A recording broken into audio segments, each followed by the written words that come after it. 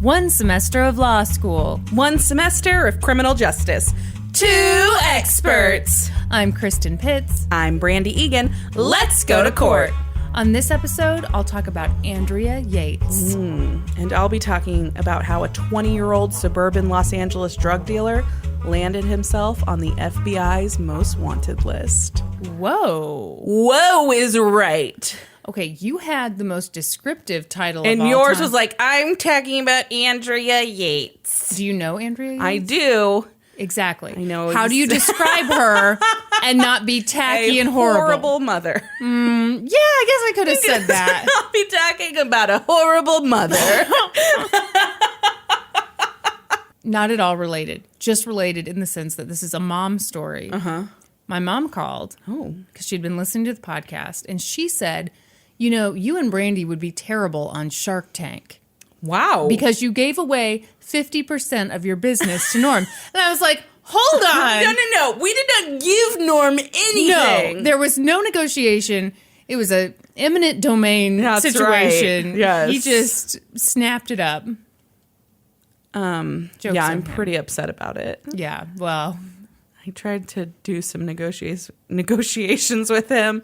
He didn't even respond to my tweets. I noticed that. I was like, damn.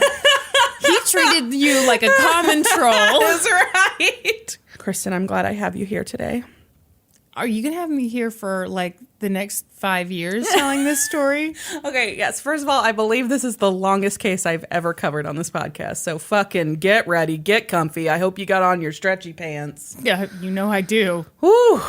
No, but before we get to the case, I have a correction from last week's episode. Okay. And it's on your case. So boy, is your face going to be red. No. What did I do? We've gotten some messages from some pretty pissed listeners, aka my mother and my father, both texted me about this. What? You said that Pam Dauber later went on to star in Mork and Mindy. She started Mork and Mindy prior to My Sister Sam. She was the big draw on My Sister Sam because she had previously been Mindy. Well, boy, is your face red. Seriously, both my mom and my dad text me to tell me that. Well, I've never been so humiliated in all my life. I'm going to take that one. I offer an apology to I'm very, very Tim and Lynn. Very sorry to Tim and Lynn and to all the millions of people who listened to that episode and were very offended. My second note on that episode. Oh, no. Did I have another? No. Okay. No, this is just we talked about Miami, Oklahoma. Yes. Okay. I love this. Yeah. So we were wondering if it's like the Las Vegas of the Midwest, and it kind of is. So one of our listeners. Well, and to back up, 3 of the people in your. Yes, in the case that I covered, my last Johnson County case, the Hobson murder, 3 marriages in that case happened in Miami, Oklahoma. And we're like, what the fuck is going on in Miami, Oklahoma? So one of our listeners, Stacy, actually like a friend of mine in real life, she messaged me, as did my mom and my dad. Both messaged me about this too. So the deal with Miami, Oklahoma is that there's no waiting period to get married. So you can go there and you can get married the same day. And it is the closest courthouse to the Kansas City Metro that has that. So that is why. Which makes so much sense.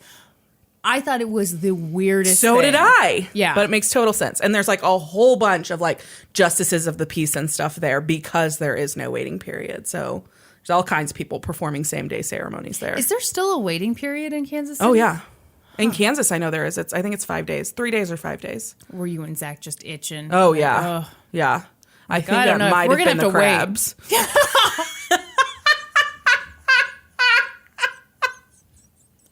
That's romantic. You know, you're supposed to get the crabs after you get married. Oh, okay. Mork and Mindy before, crabs after. No, but I guess like a lot of pregnant teenagers would go to Miami, Oklahoma to get married as well. Well, that's grim. Shotgun weddings. Yeah. Yeah. Oh. Yeah. So thank you to Stacy and my dad and mom who all clarified that for us. Your mom and dad are really good fact checkers. I know. Yeah. Let's hire them on. I think they can it's have hilarious 20% because of the podcast. I think it's hilarious because obviously I've mentioned before, my parents are divorced, so it's not like they talk to each other. Right. But they both on the very same day texted me the exact same information about Pam Dauber and about Miami, Oklahoma. All right, enough of this jibber jabbering. I've got to get into this fucking case or we will be here for 3 days. We should mention we're recording at night now, so Yeah. I might nod off here at the table. What time do you normally go to sleep? Oh, I late. Okay. Yeah. Well, then we'll be here all night. Love. What song is that? Beyonce, right? I don't know. I didn't recognize it. I'm sorry. I know. I do have to tell you this real quick because I texted you about this the other day. Okay. So, for those of you that don't know, why would you know this about us? Kristin and I, when we were younger, were very into the Spice Girls. I feel like people should have guessed that. Anyway, the other day we had a 90s station on at the salon and Two Become One by the Spice Girls came on. Mm-hmm. I have not heard that song in probably 20 years, 18 years. Yeah. I knew every fucking word still. I am concerned about that because imagine what this brain could do if it wasn't clogged up with all those Spice Girls lyrics. If it didn't have Spice World memorized. Yes. How many times do you think we watched Spice World? Oh, so many times. And one time it came on TV like a couple years ago. Yeah. And I felt the same way. Mm-hmm. Very disturbed that I knew everything. All of it. Yeah. And it's not a good movie. No, it's really not. I remember, I don't know if you remember this. So we'd been singing Two Become One for forever. Yeah. And then we hit a point where we were like, oh my God, this is about them having sex. Yes.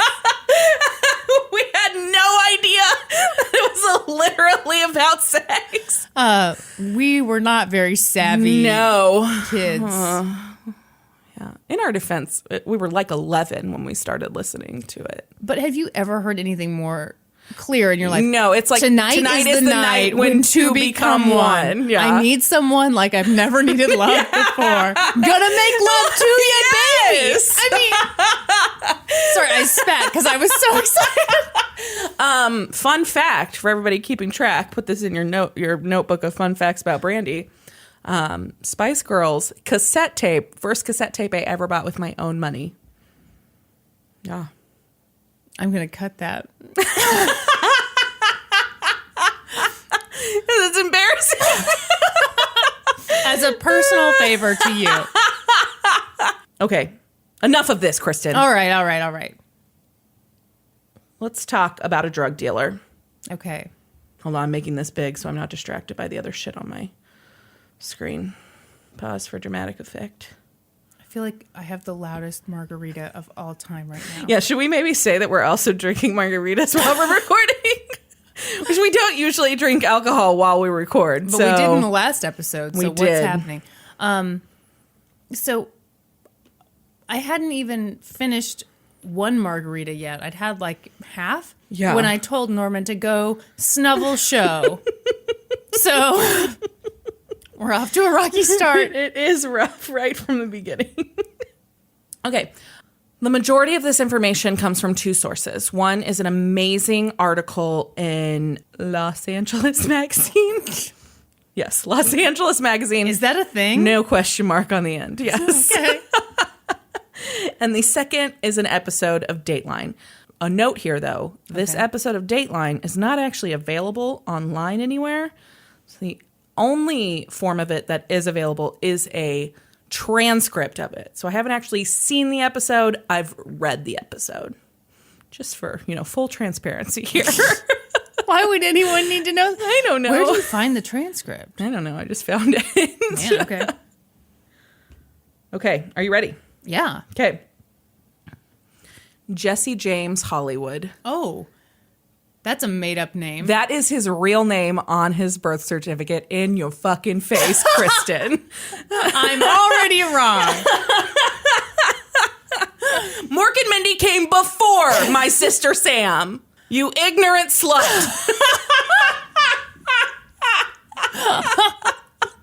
Jesse James Hollywood couldn't believe his luck.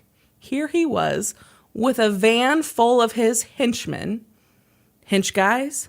Hench boys? They were about 20 years old. So henchmen. You can only say henchmen.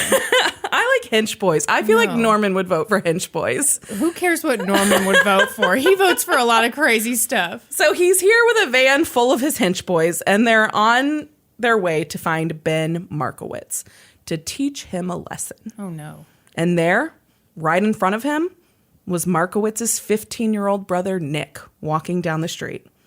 Man, Jesse thought to himself, roughing up Ben's brother sure would send him a message. Oh.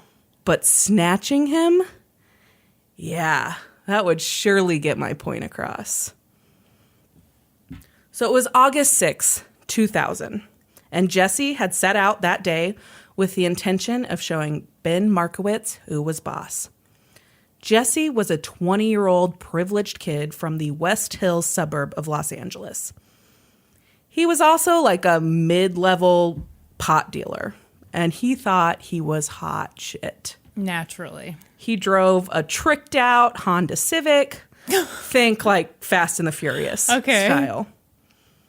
He owned his own home, a modest 3-bedroom, 2-bath ranch, but fuck, at 20 years old in Los Angeles? I don't have 2 bathrooms. I'm a great drug dealer. I have 2 bathrooms. Yeah. I only have 2 bedrooms. Do you and Zach go to your separate bathrooms and shout to each other? Fuck yeah, we go to our separate bathrooms. No, we don't really shout to each other, though. We do use separate bathrooms. Well, yeah, why wouldn't you? Exactly. He's a disgusting boy who I love very much. Just really saved it. Just for the record. And he was also making upwards of $1,000 a week, cash, tax-free. Wow. He was living his best life. I mean, if that's mid-level pot dealer, okay. You don't think that's mid-level? That seems pretty good. I mean, I think that's mid-level. $52,000 a year, tax-free? Yeah. Okay. Okay. So as Jesse's business grew, so he's this, pot dealer, just kind of dealing here and there, but it keeps growing and growing. He enlists his old Little League friends to sell drugs for him. Among them were Ryan Hoyt, Jesse Rugge, Rugge. I'm not exactly sure how it's pronounced, but William Skidmore and Ben Markowitz. Here was the problem, though. He would just give them some pot. Would they smoke it all? It was their job to sell it and give them the money back. But yeah, they were a bunch of fucking potheads. So they kept smoking their product. And so Ryan Hoyt and Ben Markowitz owed Jesse some money because they couldn't pay for the product that he'd given them, let alone turn around and give him a profit. Right. So Ryan Hoyt, to pay off his debt, had turned into kind of like the errand boy of the group. He was constantly cleaning Jesse's house, any errands that he had, doing his laundry, cleaning up the dog shit in the backyard. Anything Jesse James Hollywood wanted done, Ryan Hoyt had to do it because he was in debt to him. Okay. Ben Markowitz, though, there was one big difference between him and Ryan. He wasn't scared of Jesse. He wasn't scared of anything. He was like, fuck off. Like, I'll get you the money when I have the money. You don't scare me. And so by August of 2000, things had gotten really out of control between Jesse and Ben. Yes, they'd been friends for years, but Jesse was pissed about this money that Ben owed him.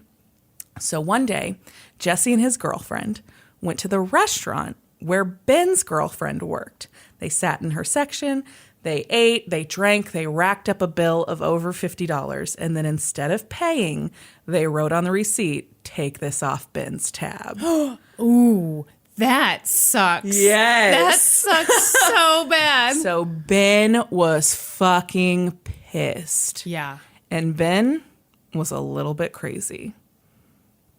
So Ben went to Jesse's house and shattered his windows with an iron pipe. Oh, God. Yeah. Like all of the windows? Like all of like the back windows of the house. Yeah. Yeah. He's like, you don't fucking scare me. Come talk to me. Don't threaten my girlfriend. Wow. Yeah. And so it's August 6th. Jesse had decided, I'm moving out of this fucking house. I'm a little bit scared of Ben. Clearly, he's a little bit off. Uh-huh. But on my way, I'm going to try and go to his house. The plan was to either go to his house and talk to him, or go to his house and rough him up, or go to his house and shatter his own windows. They were going to improv it. Yeah. Okay. Yeah, figure out when they got there. But instead, on the way, they come across Ben's 15-year-old brother, Nick. He just happened to be walking down the street. So Nick's just a regular 15-year-old kid in a pretty well-to-do suburb, but he liked to smoke pot and pop some Valium every now and again, and he had stayed out too late the night before, and he knew he was going to get in trouble with his mom that morning. So he had snuck out of his window when he heard his mom coming to his room. Oh, God. Yes. So it's like noon, 1 o'clock maybe, but he had been asleep in his room, and he knew his mom was coming to wake him up and confront him about whatever had gone on the night before, him missing curfew or whatever. And so instead of dealing with her, his overbearing mom, he snuck out of the house. Yeah, she sounds really awful. Yeah. Saying, don't take Valium. Don't take Valium, don't smoke pot. Yeah. So when they saw Nick walking along the side of the road, they pulled the van they were in up on the curb next to him. They jumped out. And how many of them were there? There's 3 of them in the van. Oh, God. It's Jesse James Hollywood, Jesse Rugg, and William Skidmore. Okay. So they get out of the van. Jesse shoves Nick up against a tree, pins him there, and Jesse Rugg and William Skidmore start beating him up. Oh. And then they throw him into the van. They kidnap him.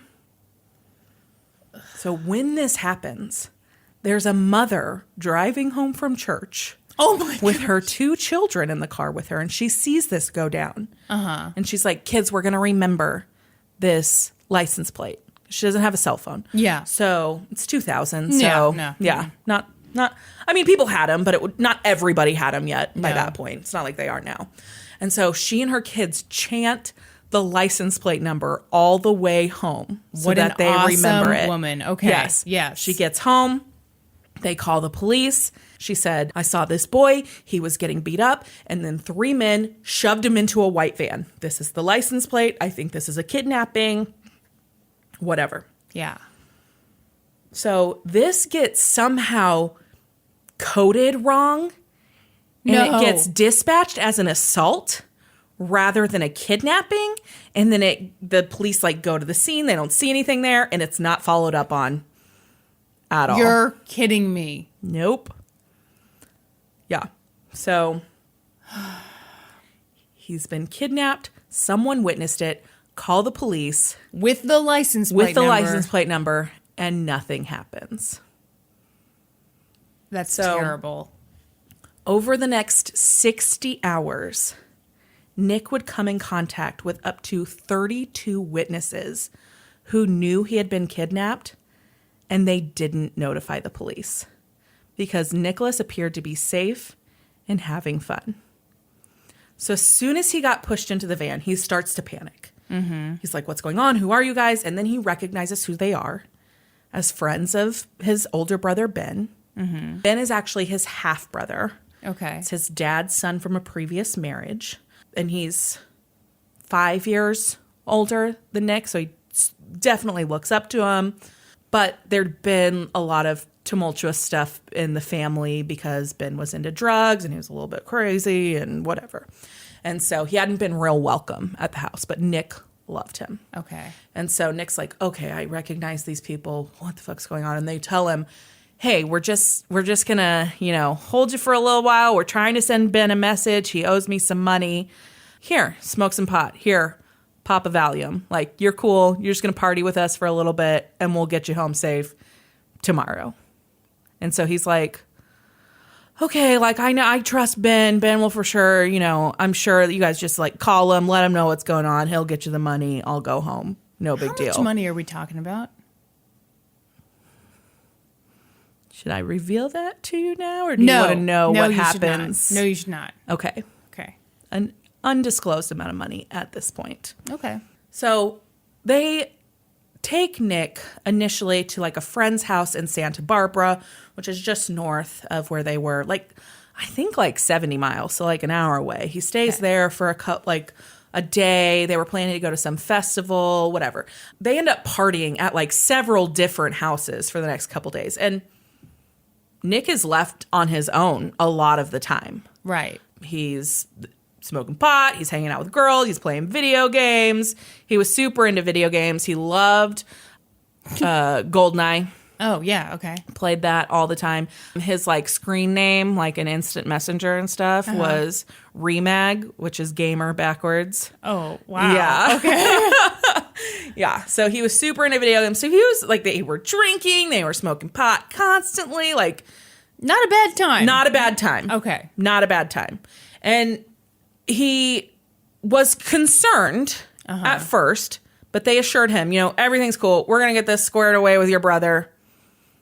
We'll get you home tomorrow. Right. But each day, that was kind of the story. We'll get you home tomorrow. Right. So he starts to get a little bit worried about what his parents think is going on. And it didn't take long for the Markowitzes to figure out that Nick was missing. Mm-hmm. But they had issues with him in the past. He had used drugs and he'd stayed out and run away for a day or whatever. And so, like, a day and a half, 2 days went by before they even reported him missing because they just went out looking for him. Yeah. At some point during all of this, things start to go kind of bad. Ben figures out that they have taken Nick and he flips the fuck out, obviously. Yeah. He's like, I'm going to find you. I'm going to kill you, to Jesse. Yeah. And Jesse's like, oh shit, this is not the message that I thought that this was going to I thought send. you were going to be afraid. Yes. Not angry and willing Yeah, to he's kill like, me. I'm going to hunt you down. So they're constantly changing where they're staying, like every few hours, because Ben might find out where they are. Right. Nick becomes very close with a couple of people during this time. One of them is Jesse Rugg. Jesse's the one that is kind of left in charge of Nick. He's around him constantly. He's the only one that's kind of there with him the whole time. Jesse James Hollywood leaves pretty quickly after they kidnap him. Okay. And so he's been the one that was in charge of him. And they become very friendly. And Jesse Rugg keeps assuring Nick that everything's fine. They're going to get everything squared away. He's going to get to go home. And he's totally trusting Jesse. He's like, yeah, that's cool. I'm cool. I'm having a good time. Like, it's no big deal. But at some point, kind of the weight of this decision that he's made is starting to weigh on Jesse James Hollywood. Because he calls his family lawyer and he's like, oh my God. Hey, hypothetical just situation. like hypothetically speaking here, if someone were to kidnap someone else and then like ask someone for ransom for their return, how much trouble would that person be in? Not much at all. Don't worry about it. Hashtag asking for a friend. And the lawyer is like, big fucking trouble. Yeah. Anybody involved in that would be facing life in prison. And then the lawyer pressed play on the Lindbergh baby kidnapping episode of the LGTC podcast. Right. That's exactly right. And so Jesse James Hollywood's like, fuck. What an idiot. How did he not know that was a terrible idea? I think he really thought that Ben would be like, oh my God, it'd be over totally in like a few hours. Here's your money. Give me back my brother. Not, I'm not scared of you. I'm still not scared of you. I'm going to hunt you down and I'm going to fucking kill you. Give me my brother. Ugh. Yeah, I think he just really, first of all, I think he made a terrible spur of the moment decision when he saw this kid walking down the street and didn't think through what the consequences were going to be.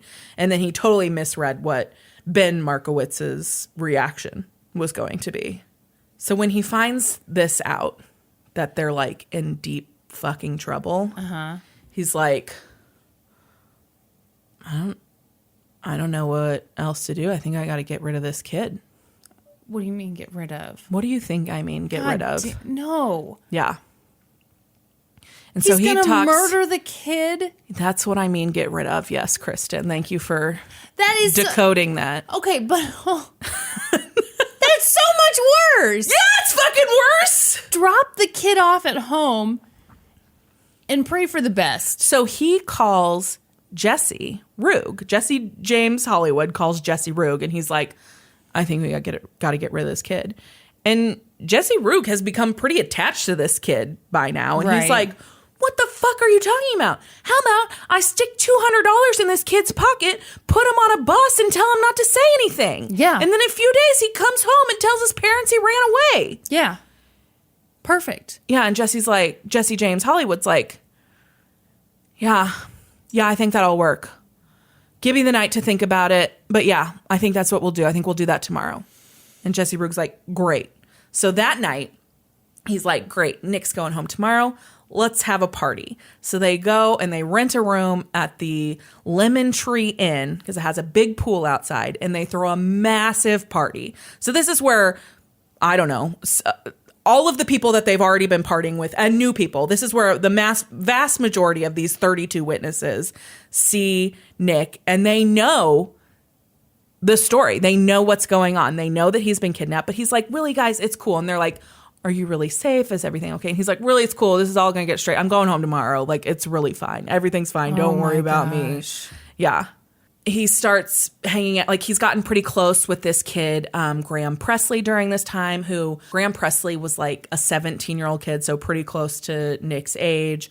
And I don't really know what his connection to the group was, but he just kind of like hung out in the group. Yeah. They'd become pretty friendly. And then this friend of Graham's, Natasha, like Nick and Natasha were kind of like hitting it off, and they went like skinny dipping in the hotel pool together. Nick is like living his dream life. He's partying. Yes. He's got no parents around. Girls are interested in him. He's like this. He's the stolen kid. Like, yeah. And he's going home tomorrow. So meanwhile, while this party's going on at the Lemon Tree Inn, Jesse James Hollywood's had that talk with Jesse Rugg, and he's like, yeah, tomorrow, that's fine. We're going to stick him on a bus, whatever. In the meantime, he calls Ryan Hoyt, and he's like, hey, I got something I need you to take care of. You take care of this, and your debt to me is erased. No. And his debt is a few $1,000s. $2,000, $6,000, somewhere between that. And he's like, your debt to me is erased. And Ryan's like, yeah, whatever. What do you need me to do? And he's like, I need you to get rid of the kid. And he's like, okay.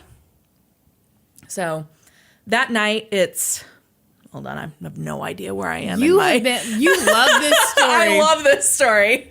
I know you love a story when you don't even look at your notes. Yeah, I haven't even glanced. So by this time, it's August 9th. So 3 days since they took him, since they initially shoved Nick Markowitz into the van. Jesse meets up with Ryan Hoyt, and he gives him a duffel bag with a Tech 9 in it. So that's like a semi-automatic pistol. Okay. But it's been modified to make it a fully automatic weapon. I don't fucking know what that means. But why don't you know these things? So he's like, gives him this duffel bag, take care of the kid, your debt to me will be erased. And Ryan Hoyt has been in debt to Jesse James Hollywood forever. Yeah. And so the idea that he's not going to have to be the whipping boy, the errand boy anymore is so great to him that he doesn't even think about the fact that he's going to kill a kid over it. Oh my God. So he goes to the party, and he picks up Graham Presley, the 17-year-old kid that Nick was really good friends with, that had kind of bonded with or whatever. And he's like, hey, Jesse has a project for us. I need your help.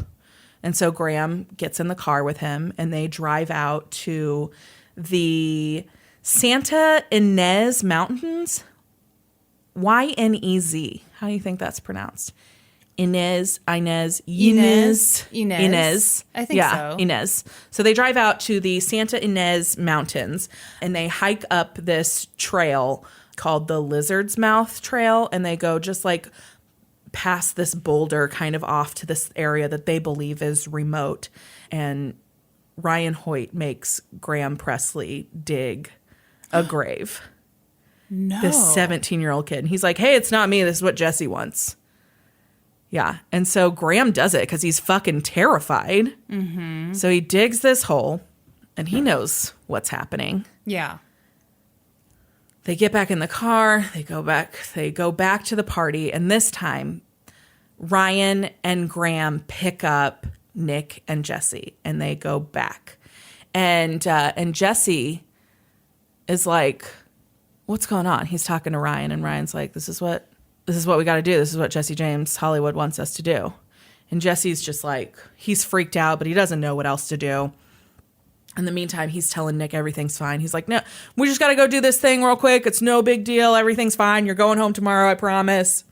Oh, my God. So they get back to the mountains. Graham Presley stays in the car. He refuses to get out of the car because he knows what's about to happen. So Ryan and Jesse Rugg walk Nick up the trail and take him off the trail, and they're standing there at this hole, and Nick starts to freak out. Well, yeah. He's like, Jesse, what's going on? You told me everything was fine. And Jesse's like, everything is fine. Everything is fine. Just do this for me. It's no big deal. Everything's still fine. And he starts to duct tape Nick's hands behind his back. So he duct tapes Nick's hands behind his back. And Nick is obviously panicking, and he started to cry, puts duct tape over his mouth. And then Ryan hits Nick over the head with a shovel, and Nick falls into the grave. Oh. And then Ryan Hoyt pulls the trigger of the Tech-9 one time, and like 9 bullets come out and spray across Nick's body, and he dies instantly.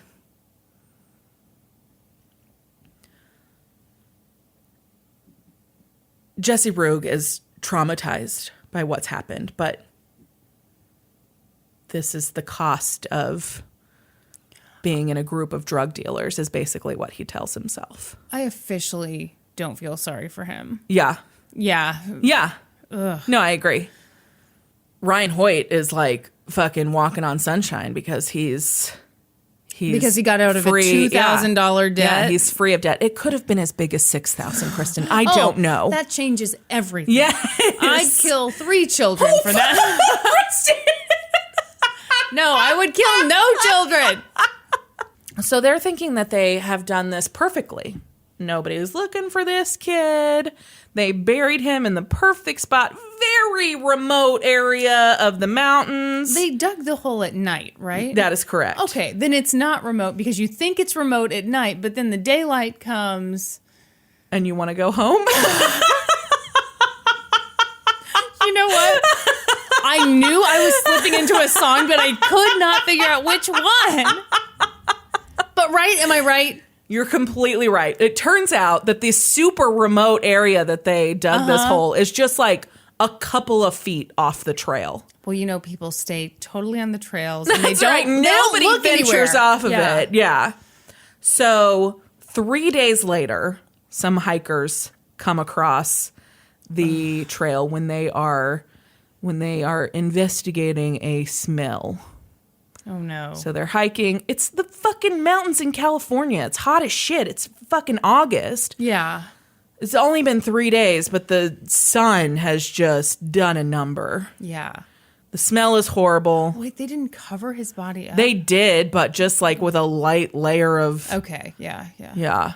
And it's fucking hot as shit, as I already mentioned. Is it hot in California?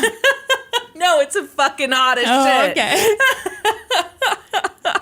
So, August 12th, a group of hikers discovered the remote grave.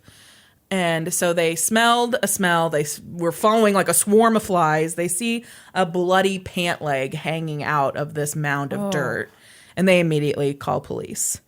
Because it was so hot, the body had decomposed at a very rapid rate. And so it took 2 days for them to identify the body.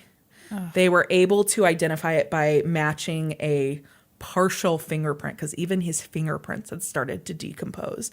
So they had a partial fingerprint that they were able to match from an arrest record from a time when Nick was busted with pot. And that's how they determined that it was Nicholas Markowitz's body. Wow. On Monday, August 14th, detectives went to the Markowitz home. It was pretty early in the morning. It was like 6:30. Jeff Markowitz, Nick's dad, heard a car pull up, and he looked out the window and he saw men in suits, and he told Susan, and Susan said, they found Nick's body. Nick's dead. She said she knew immediately. So police come in and they let them know, obviously, that they have found his body, but that's all they know at that point. They didn't really know anything else. I believe, like I mentioned earlier, that Ben had reason to believe that Jesse was involved in Nick going missing, but I don't think he had relayed that information to his parents. Right. Because he didn't obviously want to let them know that he was somehow involved or responsible or whatever. Yeah. So on August 15th, a story about the discovery of the body ran in the paper, along with a picture of Nick at his bar mitzvah. And Natasha, the 17-year-old girl that Nick was partying with at the Lemon Tree Inn, saw the picture and immediately recognized him, obviously. She called up Jesse Rugg, and she's like, what the fuck is this? You told me he went home. You told me everything was okay. And he's like, calm down. It's not what you think at all. Oh, okay. And she's like, what is it? No. She's like, no, I'm not. You're not going to spill that bullshit to me.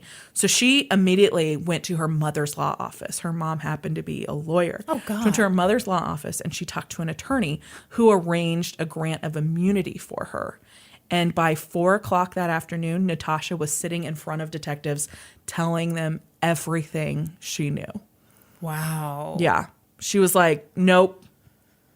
I am involved in this, and this kid did not deserve this. I'm gonna give them the names of everybody involved. Yeah.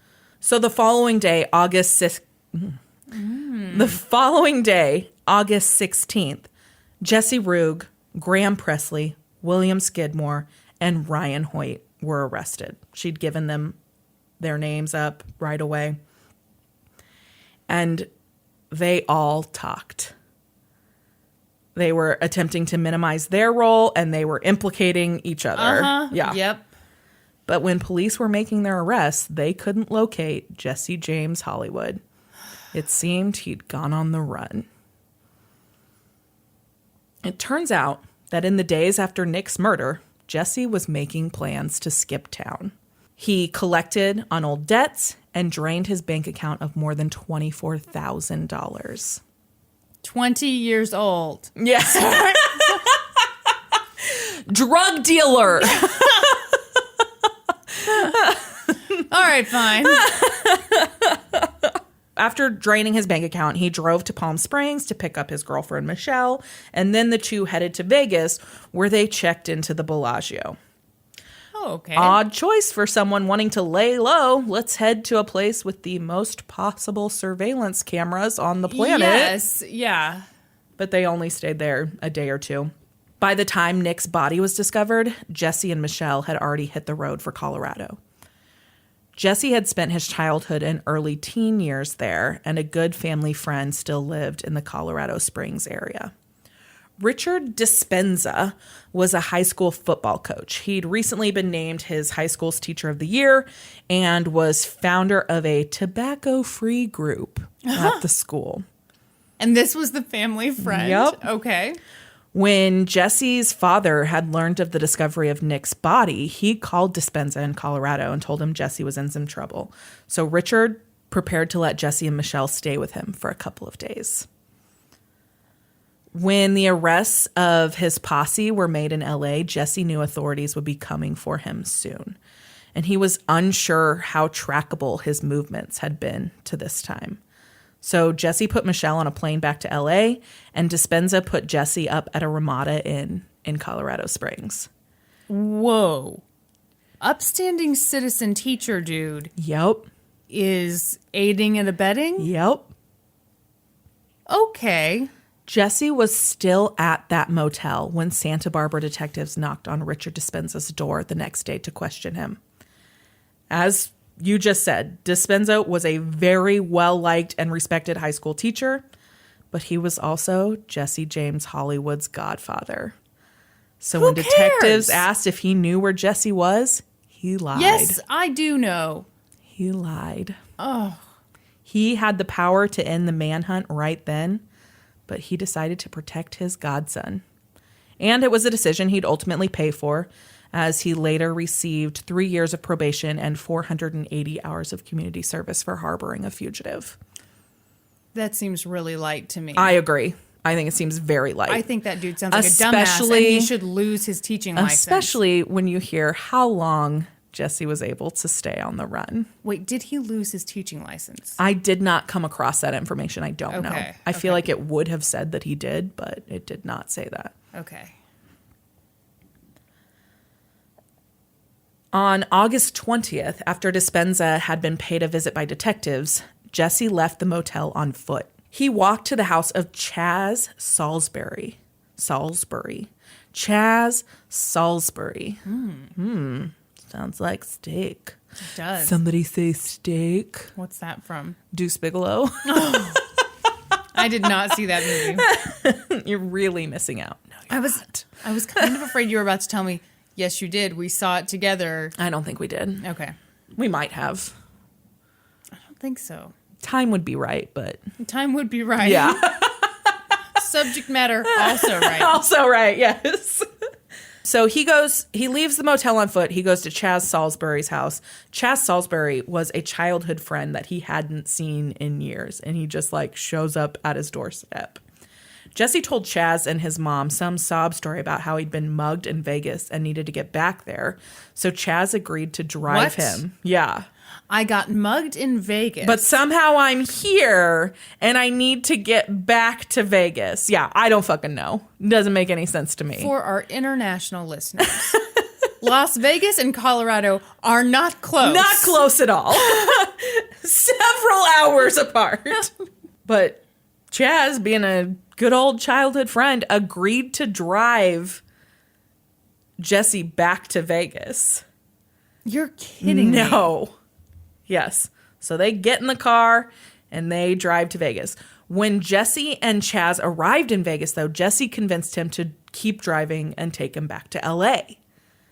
On the way from Vegas to L.A., Jesse spilled the whole story to Chaz. He told him how they snatched Nick as a way to get even with Ben, and only after he'd taken him did he bother to think about what the consequences of those actions might be. Jesse told Chaz what the lawyer had told him about that anyone being involved was facing life in prison, and that at that point he figured he was in enough trouble already. He better get rid of the kid. I don't understand that logic. That is so stupid. Yeah. I mean...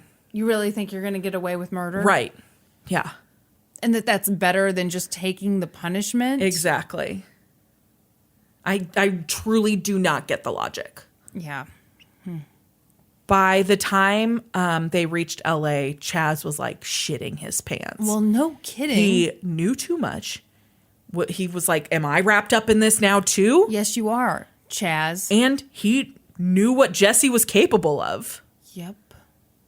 Jesse asked Chaz to drop him off at the home of John Roberts, or Old John, as Jesse called him.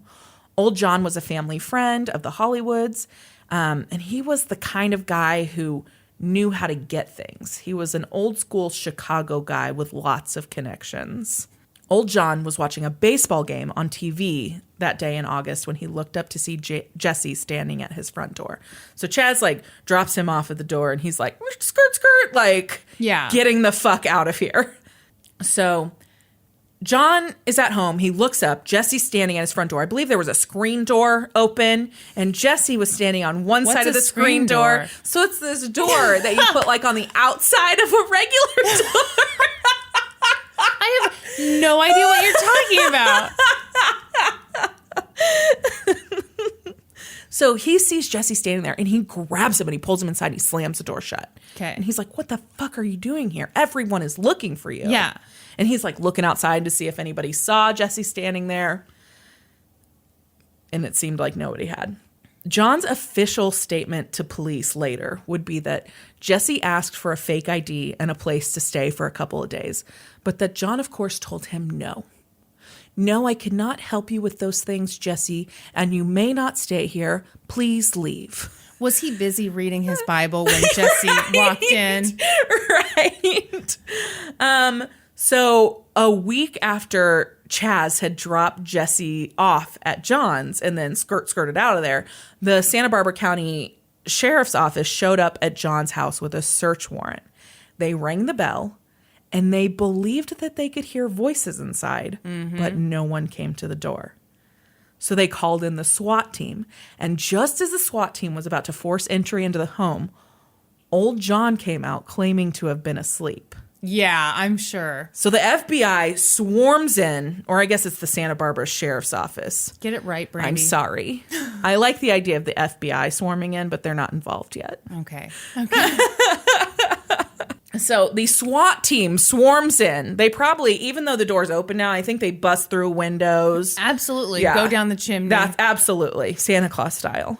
They were convinced that Jesse was hiding in there somewhere. They searched the house top to bottom, and when they didn't find him, they bombed the house with tear gas. Whoa. Still, no Jesse emerged. Whoa. Yeah. They were 100% convinced that he was in this house. Uh-huh. Jesse James Hollywood had vanished off the face of the earth. But that didn't keep him from being indicted for the kidnapping and murder of Nicholas Markowitz, and he was placed on the FBI's most wanted list. Hell yeah. Many parties would spend the next several years searching for Jesse. Several years? Yep. Among them was Susan Markowitz, Nick's mom. She dedicated her life to finding Jesse. She passed out posters and cards with Jesse's picture on it wherever she went. She helped organize a $50,000 reward for information leading to his arrest. Finding Jesse became her only purpose in life. But the search was fruitless for years, and Susan was battling with serious issues with mental health following her son's death. I bet she was. She battled with suicidal thoughts and tendencies and was hospitalized 12 times for attempting to take her own life. Oh, gosh. She mixed pills with alcohol and made multiple attempts to cut her wrists. Ugh. While the search for Jesse went on with few leads, the cases against the others charged in Nick's murder moved forward. The first to be tried was Ryan Hoyt. He is the one that they believed actually pulled the trigger. Yeah. His trial began in November of 2001 with the prosecution seeking the death penalty. The video of Hoyt's interview with detectives following his arrest was played for the jury. In it, Ryan had initially attempted to minimize his role in the murder and emphasize the fact that he had not been present during the kidnapping. So he wasn't in the van during the kidnapping. He was actually at Jesse James Hollywood's house that he was moving out of, cleaning up the glass from the shattered windows that Ben had broken the day before. So he was not present for the kidnapping. I love it. I wasn't there for the kidnapping, did the murder. Right. So he's like, I wasn't even there for the kidnapping. But when investigators told him that the others were saying that he was the one that that dug the grave and put the duct tape on Nick before he was shot, Ryan was indignant. He was like, really? I love that one. The only thing I did was kill him. Oh, what? Yes. Yes. I just spat everywhere. I mean, what a fucking idiot. Yeah. The only thing I did was kill him. Don't get me on that duct tape charge. Yeah. What the fuck? So they have this on video and they play it at his trial. And did the police open mouth kiss him after that? I mean, they had to be so excited. No shit. So to rebut the information on this tape, Hoyt took the stand in his own defense. Oh, God. And he testified that he had suffered amnesia for several days after his arrest and claimed that he had no memory of being interrogated, let alone confessing to murdering Nick. You know what that kid does? He watches soap operas. Right? Because where else would you come up with that? Ooh, amnesia. Yeah. No, didn't go to a doctor for it. No, can't confirm it with the medical community. But that's what happened to me. So he told the court, I did not kill Nicholas Markowitz. I have never pulled a trigger in my life. He also testified that his only role in the murder had been an unintentional and passive role. The night of the murder, he said he had been instructed to give Jesse Rugg a duffel bag. He assumed the duffel bag contained marijuana, but said he later learned that the murder weapon had been inside. That was the only role he unzipped it and used it?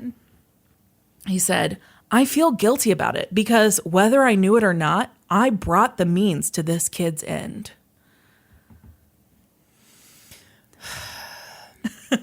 To rebut Hoyt's claims of amnesia, the prosecution called forensic psychologist David Glazer, who testified that he believed Hoyt was lying, plain and simple. Yeah. Glazer testified that amnesia is usually not absolute, meaning that people often recall snippets of past events when prompted with verbal or written cues. But when he examined Hoyt for more than 3 hours, Glazer found his memory solid and clear, with the exception of a 2-day period after he was arrested where he claims to remember nothing. I mean, it's not even a very good claim. No. That's simply not consistent with how the brain works, Glazer testified. He also testified that phony amnesia is fairly common in murder cases. Yep. Yep. The defense put up their own forensic psychologist, Michael Kania, who testified that people who confess to crimes they did not commit may have low self-confidence and high anxiety. They tend to trust authority, try to be helpful, or seek to protect others.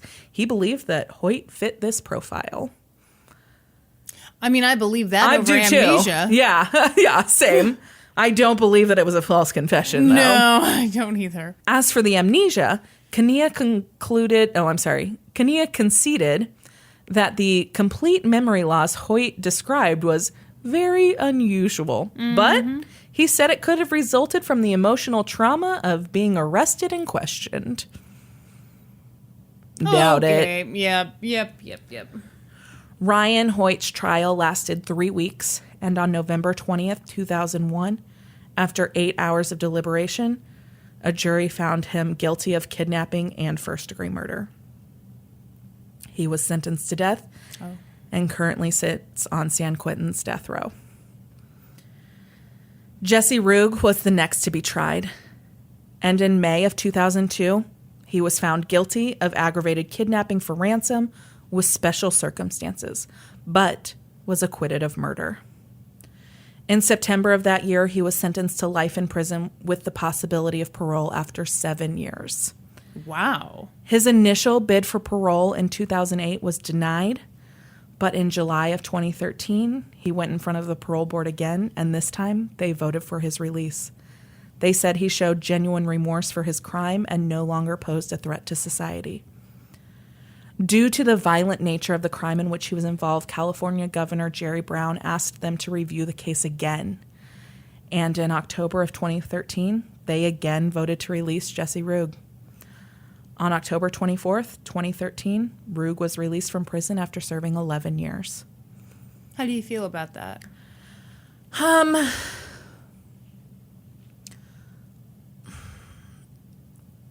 Okay, I feel one way, but there's a lot of information that I've not given you yet that makes me feel that way. So let's circle back to that. Okay.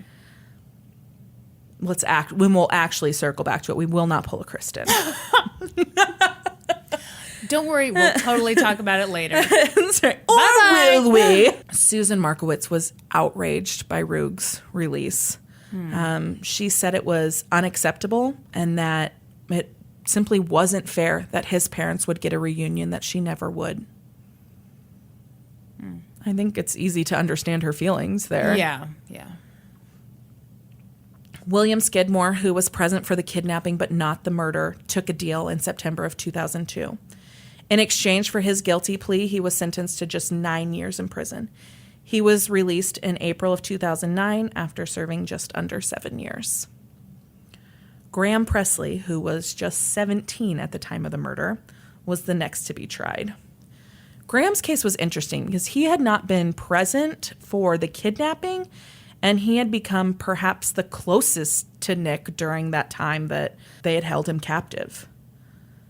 But it was believed that he was the one who had dug the grave that Nick was found in. Mm-hmm. In July of 2002, he was acquitted of kidnapping, but the jury hung 8-4 in favor of acquittal on the charge of murder. In October of 2002, Presley was retried, and this time a jury found him guilty of second-degree murder. Mm-hmm. Originally, with that charge, with that conviction, he was facing up to 18 years in prison. But his attorney fought hard to have him sentenced as a juvenile and was successful. Wow. Yes. That was a good attorney. Uh-huh. At Presley's sentencing, the judge said, "I am not assured that he would survive in an adult state facility." And so he was sentenced to be incarcerated by the California Youth Authority until the age of 25. Is he white? Yeah, he is. Mm-hmm. Yeah, I'm sure the outcome would not be the same. No. He was released in 2007. So all the time that these trials were going on. Where the hell is Jesse James Hollywood? Was still nowhere to be found. He was featured multiple times on both America's Most Wanted and Unsolved Mysteries. Yes. But detectives had very little to go on. They were sure his parents were filtering him money. Yeah. But they couldn't prove it. And as far as where he had disappeared to, they had tracked him to Canada, but had lost him from there. Man. 2 years after the murder, during the summer of 2002, when the trials of Jesse's co-defendants were in full swing, detectives got a tip that Jesse was in Brazil. Detectives would never say where this tip came from, just that they had reason to believe that Jesse had learned of a loophole law in Brazil that he believed would protect him from being extradited if he could father a child with a native Brazilian. How the hell would that work? Yeah, isn't that the craziest thing? Yes. Detectives did everything they could to follow this lead, but it dead-ended in Rio. Susan Markowitz was devastated. She thought, this was what they needed. They were, on his trail. But investigators made her a promise. They would find Jesse and bring him home. She would get justice for her son. They promised her they would not give up until they brought him back. Wow. Another couple of agonizing years went by. And it was spring of 2005. Oh, my gosh. Before detectives found themselves back in Brazil following up a new lead. Hold on. That law, he thought, applied. Yes. That's not a real thing, right? It used to be a real thing. Seriously? Yes. So a bunch of sketchy guys would go to Brazil? Yeah, so there's actually kind of a famous case that is the reason the law no longer exists, but I'm going to cover it, so I'm not going to tell you about it. Awesome. All right. So it's 2005, and they find themselves back in Brazil following up a new lead. This time, though, they were in the resort town of Saquarema. There, detectives have narrowed in on a young Canadian man named Michael Costa-Giroux. Mm-hmm. Mike taught English to the locals and lived with Marcia Reis, a Brazilian native 10 years his senior. And when detectives tracked down the couple, Marcia just happened to be 6 months pregnant with Michael's child. No! Only Michael wasn't Michael. He was Jesse James Hollywood. No! In March of 2005, Jesse James Hollywood was arrested in Brazil.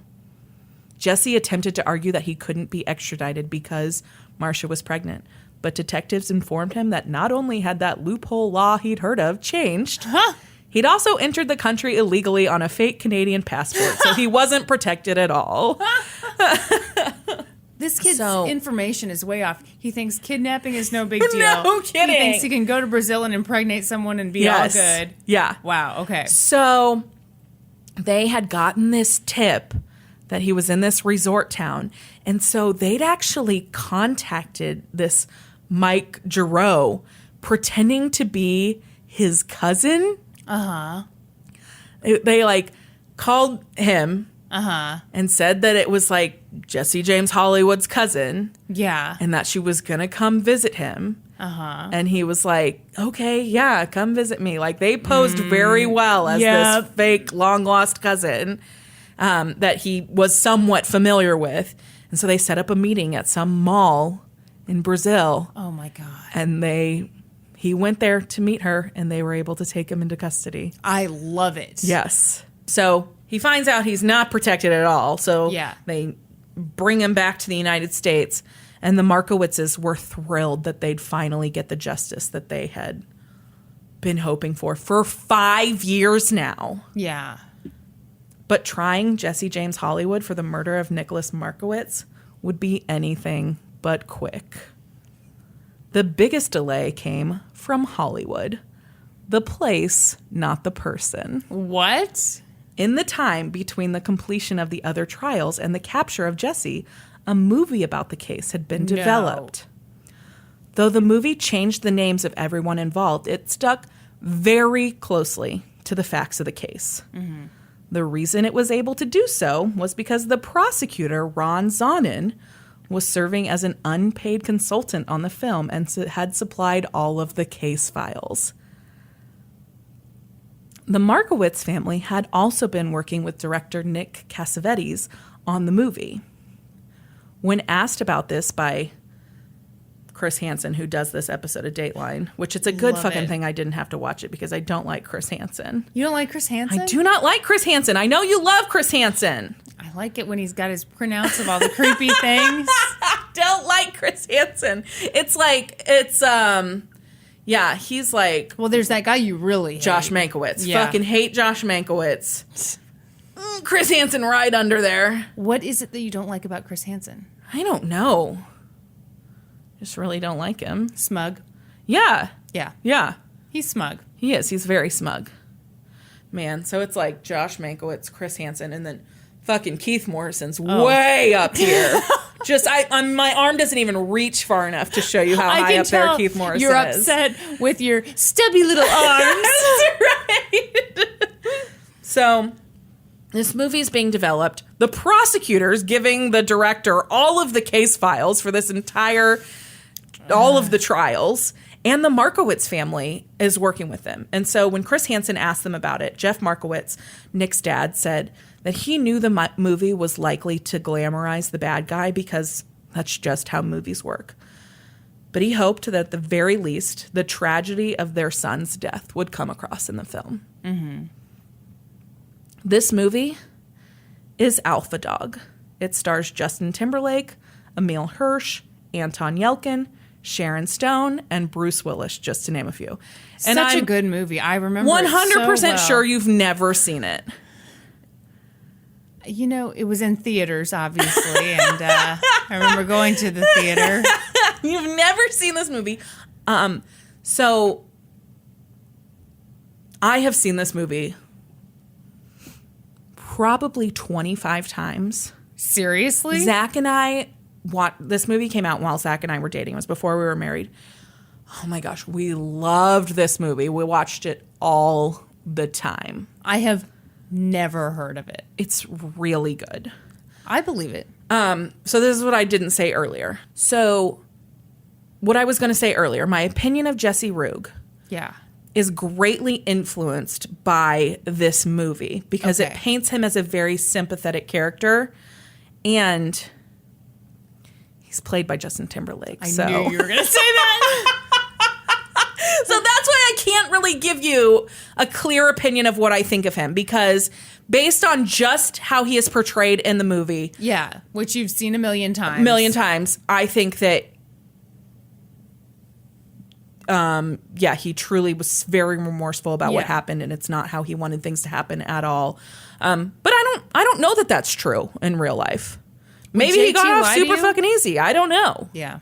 So this movie was slated for a 2006 release, but in December of 2005, Jesse James Hollywood's attorney, James Blatt, filed a motion to block its release.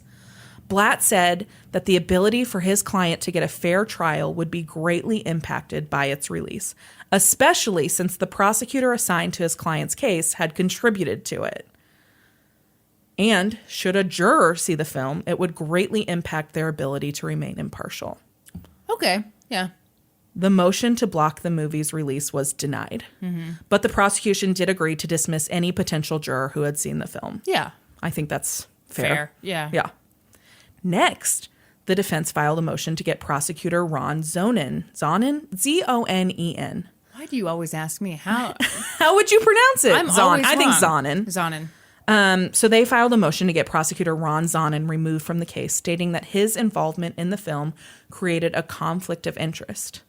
Zonen argued that there was no conflict of interest at all and that he had only consulted on the movie because he felt that its release would help aid in the capture of Jesse James Hollywood. Well, and if all he did was say what happened and share files, I don't think that's that bad. This argument would drag on forever. In fact, it went all the way to the California Supreme Court. But on May 12th, 2008, the California Supreme Court ruled that no conflict of interest existed.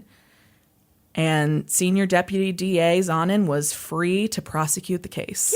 Yeah, I agree. In the opinion, Justice Catherine Wedigar. Justice Catherine? What did I say? Justin Catherine. Oh, yes, Justice Catherine. Weird match of names there. Justin Catherine. Justice Catherine Wedigar wrote that they were not pleased with Zonen's actions. We find his acknowledged actions in turning over his case files without so much as an attempt to screen them for confidential information highly inappropriate and disturbing. I mean, yeah, that's his ego on full display, I think. But we found no reason to believe that there's any conflict of interest and he's free to argue the case. I think that's totally well said. Yeah. Justin Catherine nailed it. Justin Catherine totally nailed it. Despite this ruling, though, District Attorney Kristin Stanley decided to remove Zonen from the case out of an abundance of caution and to avoid further distraction. She didn't want there to be an appeal. Yep. Yeah, okay. Yep. He was replaced by Joshua Lynn, the chief trial deputy for Santa Barbara County. On May 15th, 2009, the murder trial of Jesse James Hollywood was finally underway. God, about damn time. It had been 9 years since the murder. For reference, Graham Presley and William Skidmore had both already been released from prison at this point. Okay, that's not funny, but it is kind of funny. Right? That's ridiculous. That's ridiculous. Yeah. During his opening statement, Joshua Lynn stood before a jury of 9 women and 3 men holding a large picture of Nick.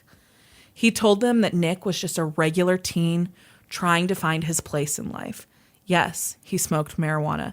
Yes, he fought with his parents, but he was just a regular kid. And Jesse James Hollywood masterminded his kidnapping and murder. Jesse James Hollywood killed Nicholas Markowitz like he pulled the trigger himself. The evidence will show Mr. Hollywood is a ruthless coward, Lynn told the jury. Mm-hmm. The trial drew capacity crowds every day, and Nick's parents were there in the front row watching the whole thing. Among those to testify was one of Jesse's co-defendants, Graham Presley, and several of his former friends, including Chaz, who drove Jesse from Colorado to California. Jesse's former girlfriend, who had initially gone on the run with him, testified. And she testified that she was still in love with him, which is really sad for her and kind of gross. Yeah. Honey. Yeah. You can do better, I promise. I don't know you at all, and I assure you can do better. Find literally any guy who's not involved in the murder of a child, and you're good. So she testified, as did the lawyer who he had called and asked the hypothetical question to. Really? What about attorney-client privilege? Yeah, I don't know. Huh. Okay. Yeah.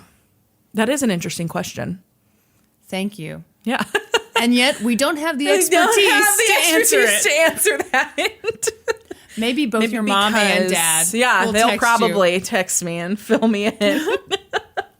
Ben Markowitz also testified, Nick's brother. Mm-hmm. The testimony went on for weeks. Then, on June 22nd, 2009, Jesse James Hollywood took the stand in his own defense. What a fucking idiot. Of course he did. He told the court that he felt terrible for everyone involved in the case. Oh, sure. Yeah. But that he never ordered anyone to kill Nick.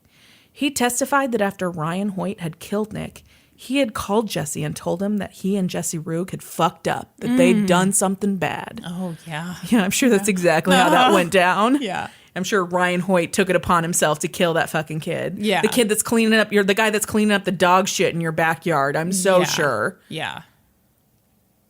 On cross-examination, Joshua Lynn held up an 8x10 picture of a schoolboy with a sheepish, crooked smile.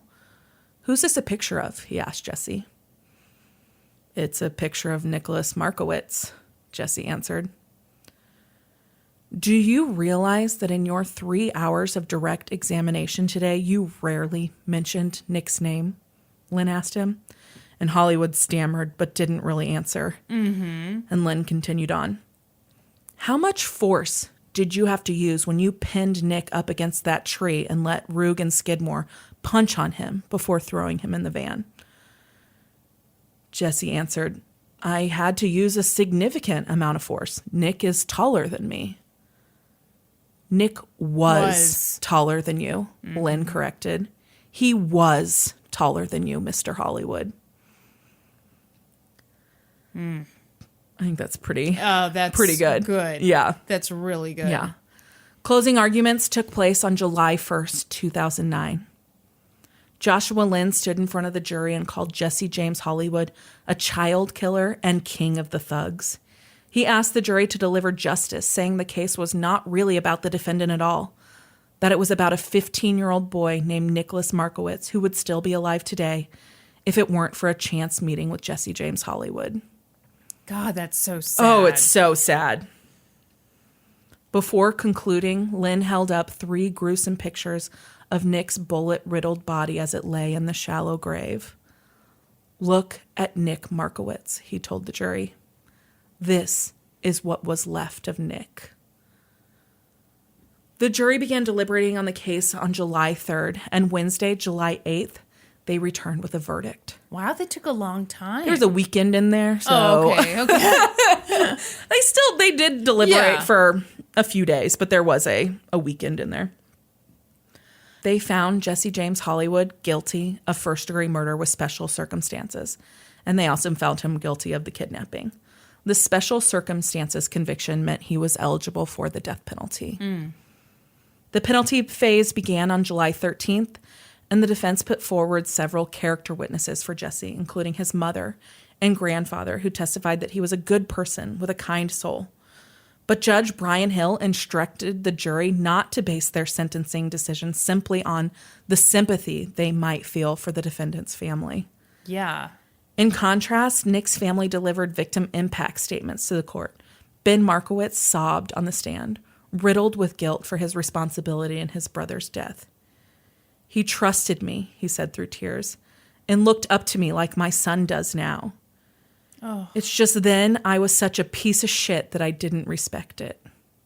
Oh. God, that's so sad. Yeah, that you don't get a chance to be better with somebody. Yeah. Oh, it's devastating. Susan, Nick's mother, testified that her life was devoid of joy with Nick in it. She said she's completely had to detach from the life that she had before to even be able to get out of bed every day. Yeah. On Wednesday, July 15th, after just under 2 days of deliberation, the jury recommended a sentence of life in prison without the possibility of parole. Really? They didn't give him the death penalty. Okay. What do you think about that? That he didn't get the death penalty, but Ryan Hoyt did. Well, Ryan Hoyt's the one who actually did the murder, right? Yeah, but Probably. he wouldn't have done it if Jesse hadn't told him to. Still. Yeah. I mean, yeah. So I'm not for the death penalty at all. But the thing that would piss me off a lot as a juror is that he ran away and he got away with it for so long. And so to me, that would kick it up another notch. But yeah, I think you do have to take into account that he wasn't the one who pulled the trigger. Yeah. Yeah, I think it's very interesting that he didn't get the death penalty and Ryan Hoyt did. I'm surprised that he didn't get the death penalty. I am too. Yeah. Jesse has appealed his sentence twice, once on the grounds that he should not have been found guilty because Nick could have left any time of his own free will and chose not to. No. Man, talk about blaming the victim. Yeah. Good God. All of his appeals have been denied, and he remains in prison. He is incarcerated at the Calipatria State Prison in California. In January of 2014, Jesse married Melinda Enos, a woman who had been writing him following his conviction. They married in the visiting room of the prison. The Markowitz family also filed a civil suit against Hollywood and were awarded $11.2 million in damages. They'll never see any of that money. Okay. Yeah. That's the case of Jesse James Hollywood. Oh, that was sad. Yeah. So the movie Alpha Dog, so it sticks almost exactly to the actual story. Okay, let me look it up right now. The big difference is that they changed the character names. Oh, it only has a 54% on Rotten Tomatoes. I think it's really good. Other people disagree. 50%, I'm shocked. I really liked it. Okay, well, you need to start rating this stuff. But it definitely, so the thing that the Markowitz said that it glamorizes the bad guy, it definitely does not glamorize Jesse James Hollywood. Okay. But for sure, you feel sympathetic towards Jesse Rugg in the Are you sure those movie. Weren't just like your feelings for Justin Timberlake? I don't think so. All right. Okay, that was good. Yeah, isn't that crazy? Yeah. So Zach and I used to watch that movie a lot. Was that like your every weekend thing? Yeah, it's like one of our favorite movies when we were dating, yeah. Man. Yeah. You know what Norman and I used to watch a lot when we were dating? Dallas Cowboys cheerleaders? No, he hates that. Oh, okay. You ever go on YouTube and look up hamster on a piano?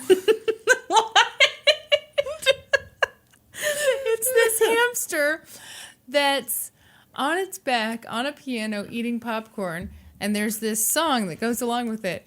And it goes, hamster on a piano, hamster on a piano. Anyway, we watched the shit out of that video. Oh my God.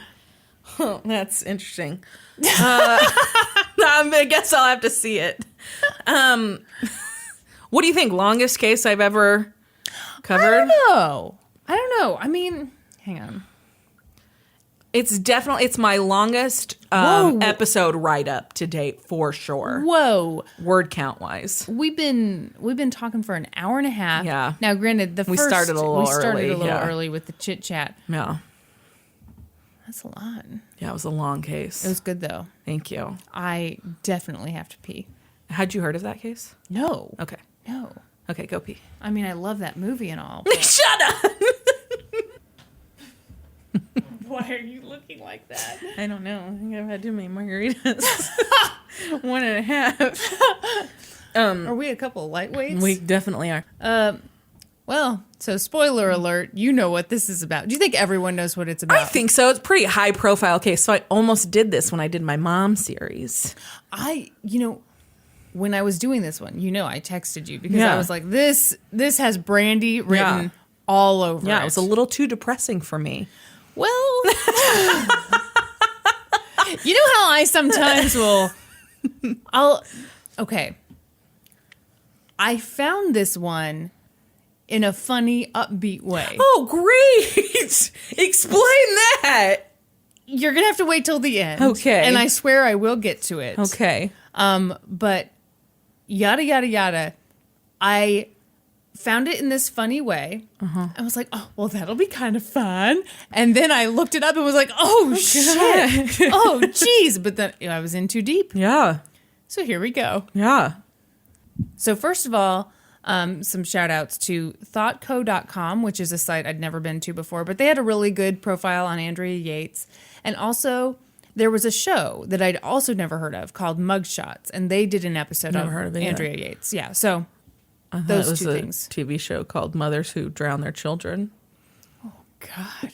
It's one of those ID shows. They got a show about everything. Hopefully she'd be like the only one, right? No, I can think of another one right off the top of my head. I'm sure there's a lot. Jeez. There was a local case just the other day. She was just sentenced like 2 days ago, and it was a Lawrence case. Oh. You have surely heard it because she has the craziest name. Damn it, what the fuck's her name? Well, obviously it's like Dingle Hopper. It is not. Dingledine! It is Sharon Dingledine. Okay, that's even funnier. Dingledine? Dingledine! Oh, no. Yeah, and it's Sharon with like a bunch of extra letters in it. Well, that's the start of your problems. Scharron. No, wrong. Anyway, my point is that there would be plenty of material for mothers who drown their children coming this fall on Investigation Discovery. That sounds horrible. I'm just saying. Here we go. Andrea Yates was bright but deeply troubled. She was born in Hallsville, Texas, and she was the youngest of 5 children. As a teenager, she did super well in school. She was the captain of her swim team, she was the class valedictorian, and she was an officer in the Honor Society. But at the same time, she struggled with bulimia and depression, and at one point talked to a friend about committing suicide. Yikes. But, like a lot of people who struggle with their mental health, she just soldiered on. After high school, she went to school for nursing, and all through the mid-'80s and early 90s, she worked as a registered nurse at the MD Anderson Cancer Center. What? I'm listening. You did a creepy lip lick. My lips feel so chapped all of a sudden. Really? Yeah, I think it's because I just fucking talked so much. You need to lube them up. Are you a Carmex family or a chapstick family? I'm a Blistex family. Whoa. We bougie. That stuff's too minty. No. Yeah, it's too minty. No. Yes, it is too minty. No, that is wrong. You gotta go Carmex. Oh, you want just straight petroleum on your lips? Yes, it's highly effective. You can do a rectal exam with that stuff. And I do. Bend over, Norman. Got the Carmex out. We save money by doing our own rectal exams. Still not sure what I'm looking for up there. So she's got a good job as a nurse, and in 1989, she met a dude, Rusty Yates. Rusty. Did he have red hair? No, but by law, all Rusties should be redheads. Yeah. I hate the name Rusty. It's not my favorite. No. At the time, both of them were healing from broken hearts. That's such a stupid thing. I love it. So they were both like 25. Rusty was fresh off of a breakup. And Andrea didn't even start dating anyone until after college. So, like, she started dating at 23, and she was fresh off a breakup. So the two of them found comfort in each other's arms. Wow. They hung out a ton and spent their time like any 20-something couple does. They prayed a lot and studied the Bible. I thought maybe they went to concerts and movies. No. Wait. What was your relationship like with Zach early on? How much time did you spend studying the Bible together? Just, endless minutes. Endless minutes. So they had an instant connection. They moved in together, got married in 1993, and bought a house in Friendswood, Texas. Mm. What? Oh, no. I don't think I'd like to live there, but my friends would.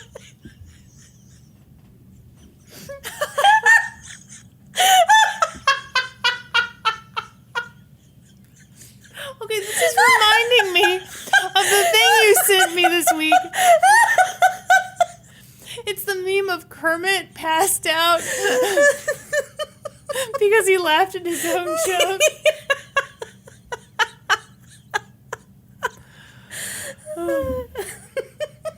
So their goal was to have as many babies as nature allowed. Whew. Yeah. It's a heavy goal. I cannot imagine. Oh, no thanks, right? They didn't waste time. They got married in April of 1993, and Andrea gave birth to their son Noah in February of 1994. Wow. I mean, Back to the races.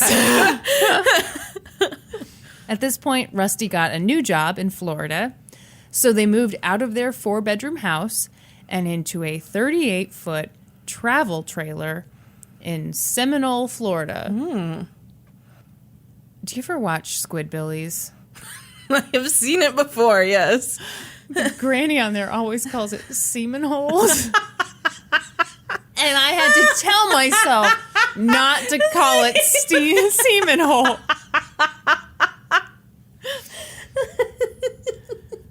In December of 1995, Andrea gives birth again, this time to a boy named John. Around this time, her mental health starts to decline. She stops doing the stuff that was just for her, like jogging and swimming.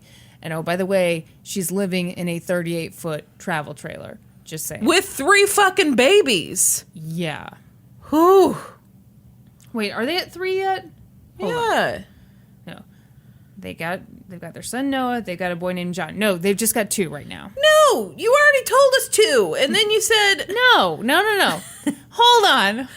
That margarita's kicking in too hard for you, Missy. I swear you said 2 kids already, and then added John. Let me back it up. They got married in April 93. They have Noah in February of 94. They moved to Florida. Oh, okay. Mm-hmm. Excuse me. This is my Mork and Mindy moment. I apologize. I'll let you know if I accept later. In December... Oh, wait, shit. I already said that. Okay. Then, in September of 1997, she gave birth to another boy. They named him Paul. Child number 3. Okay. By this point, they had 3 young children. They moved back to Houston. They did not get a house.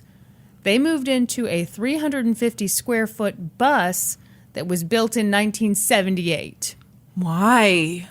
By the way, Rusty worked for NASA, so he was like this doing all right. Yeah. This was just like a, hey, won't it be fun to really push ourselves to the limit here? Oh my gosh.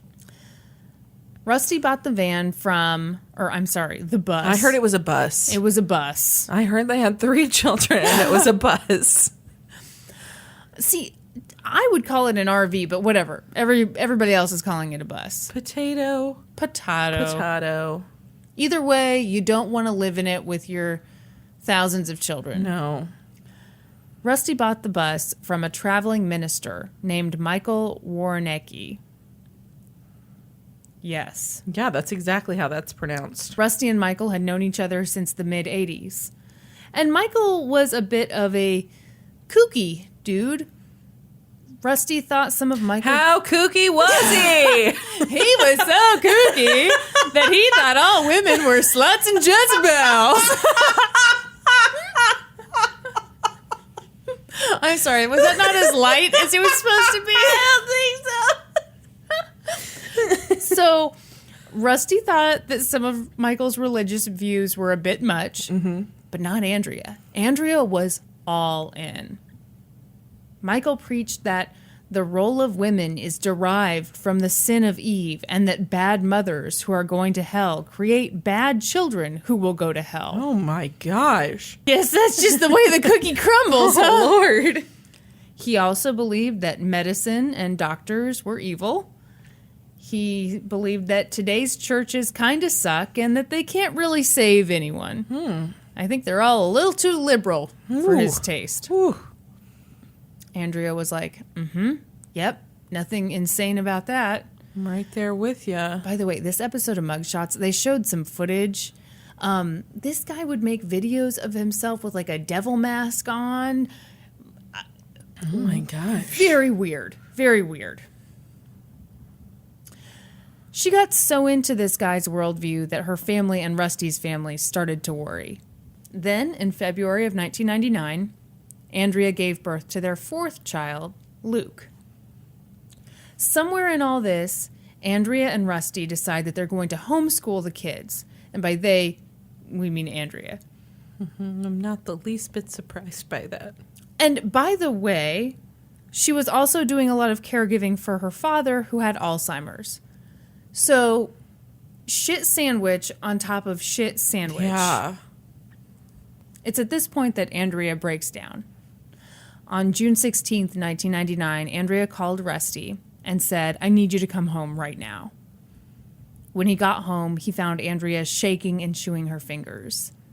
The next day, she tried to commit suicide by ingesting a bunch of her dad's pills. Oh, gosh. So obviously, she was taken to the hospital. And from there, hospital staff transferred her to the psych unit. And they were like, all right, you definitely have major depressive disorder. And they released her on June 24th with a prescription for antidepressants. But she didn't take them because, remember, medicine is evil, doctors are evil, Satan, right. Woo. Yeah. Then things got a whole lot worse. She started self-mutilating, which I always thought it was just called cutting, but is self-mutilation. Yeah, that's probably the more correct term. Yeah. Okay. And having all these irrational thoughts. She thought that her children were eating too much food, so she stopped feeding them. Oh my gosh. She thought that the characters on TV were talking directly to her children. And that there were video cameras in the bus recording her every move. Is that lime okay? Did you make this with tequila out of your haunted cabinet? No, it's the pre-mixed stuff. Why? Why? Because my lime just moved and nothing has touched it. That's because a ghost is drinking That's that margarita with you. We found out that the original owner of this home died in the home. Are you being serious right now? Yeah. Are you just trying to scare me with the haunted cabinet? No, I'm being serious. Oh my God, he lives right there. He lives in the cabinet that I brought in? Yeah, he's moved into your cabinet. Maybe he died right there. That'd be a weird place to die. Well, I'm sorry. Do you know where he died?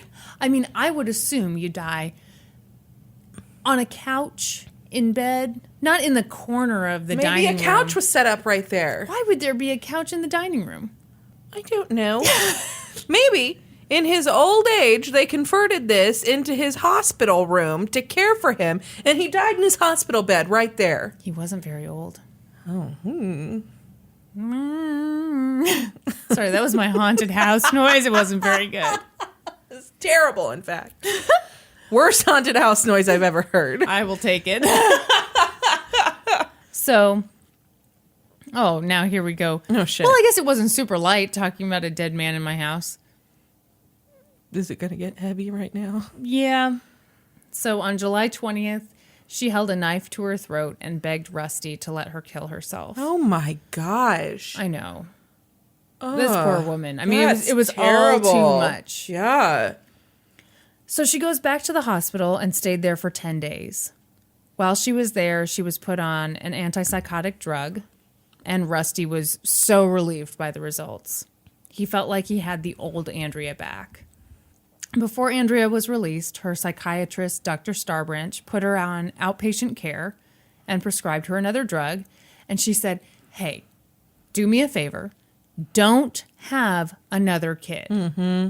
Because I'm pretty sure that if you have another kid, it's going to bring on another psychotic episode. It'll be bad news all around. All caps, highlighted, don't have another kid. Yeah. And so she went home and she was like, great, I'm going to get on a regular birth control regimen. Starting up my pills right now. Uh-huh. So we're not going to have sex for a month because, it takes that long to kick in. And then we can do it till we're blue in the face, rusty, and not procreate. It went a little better than you're thinking. Okay. So by this point, Andrea's family is super worried about her. Well, yeah. Yeah.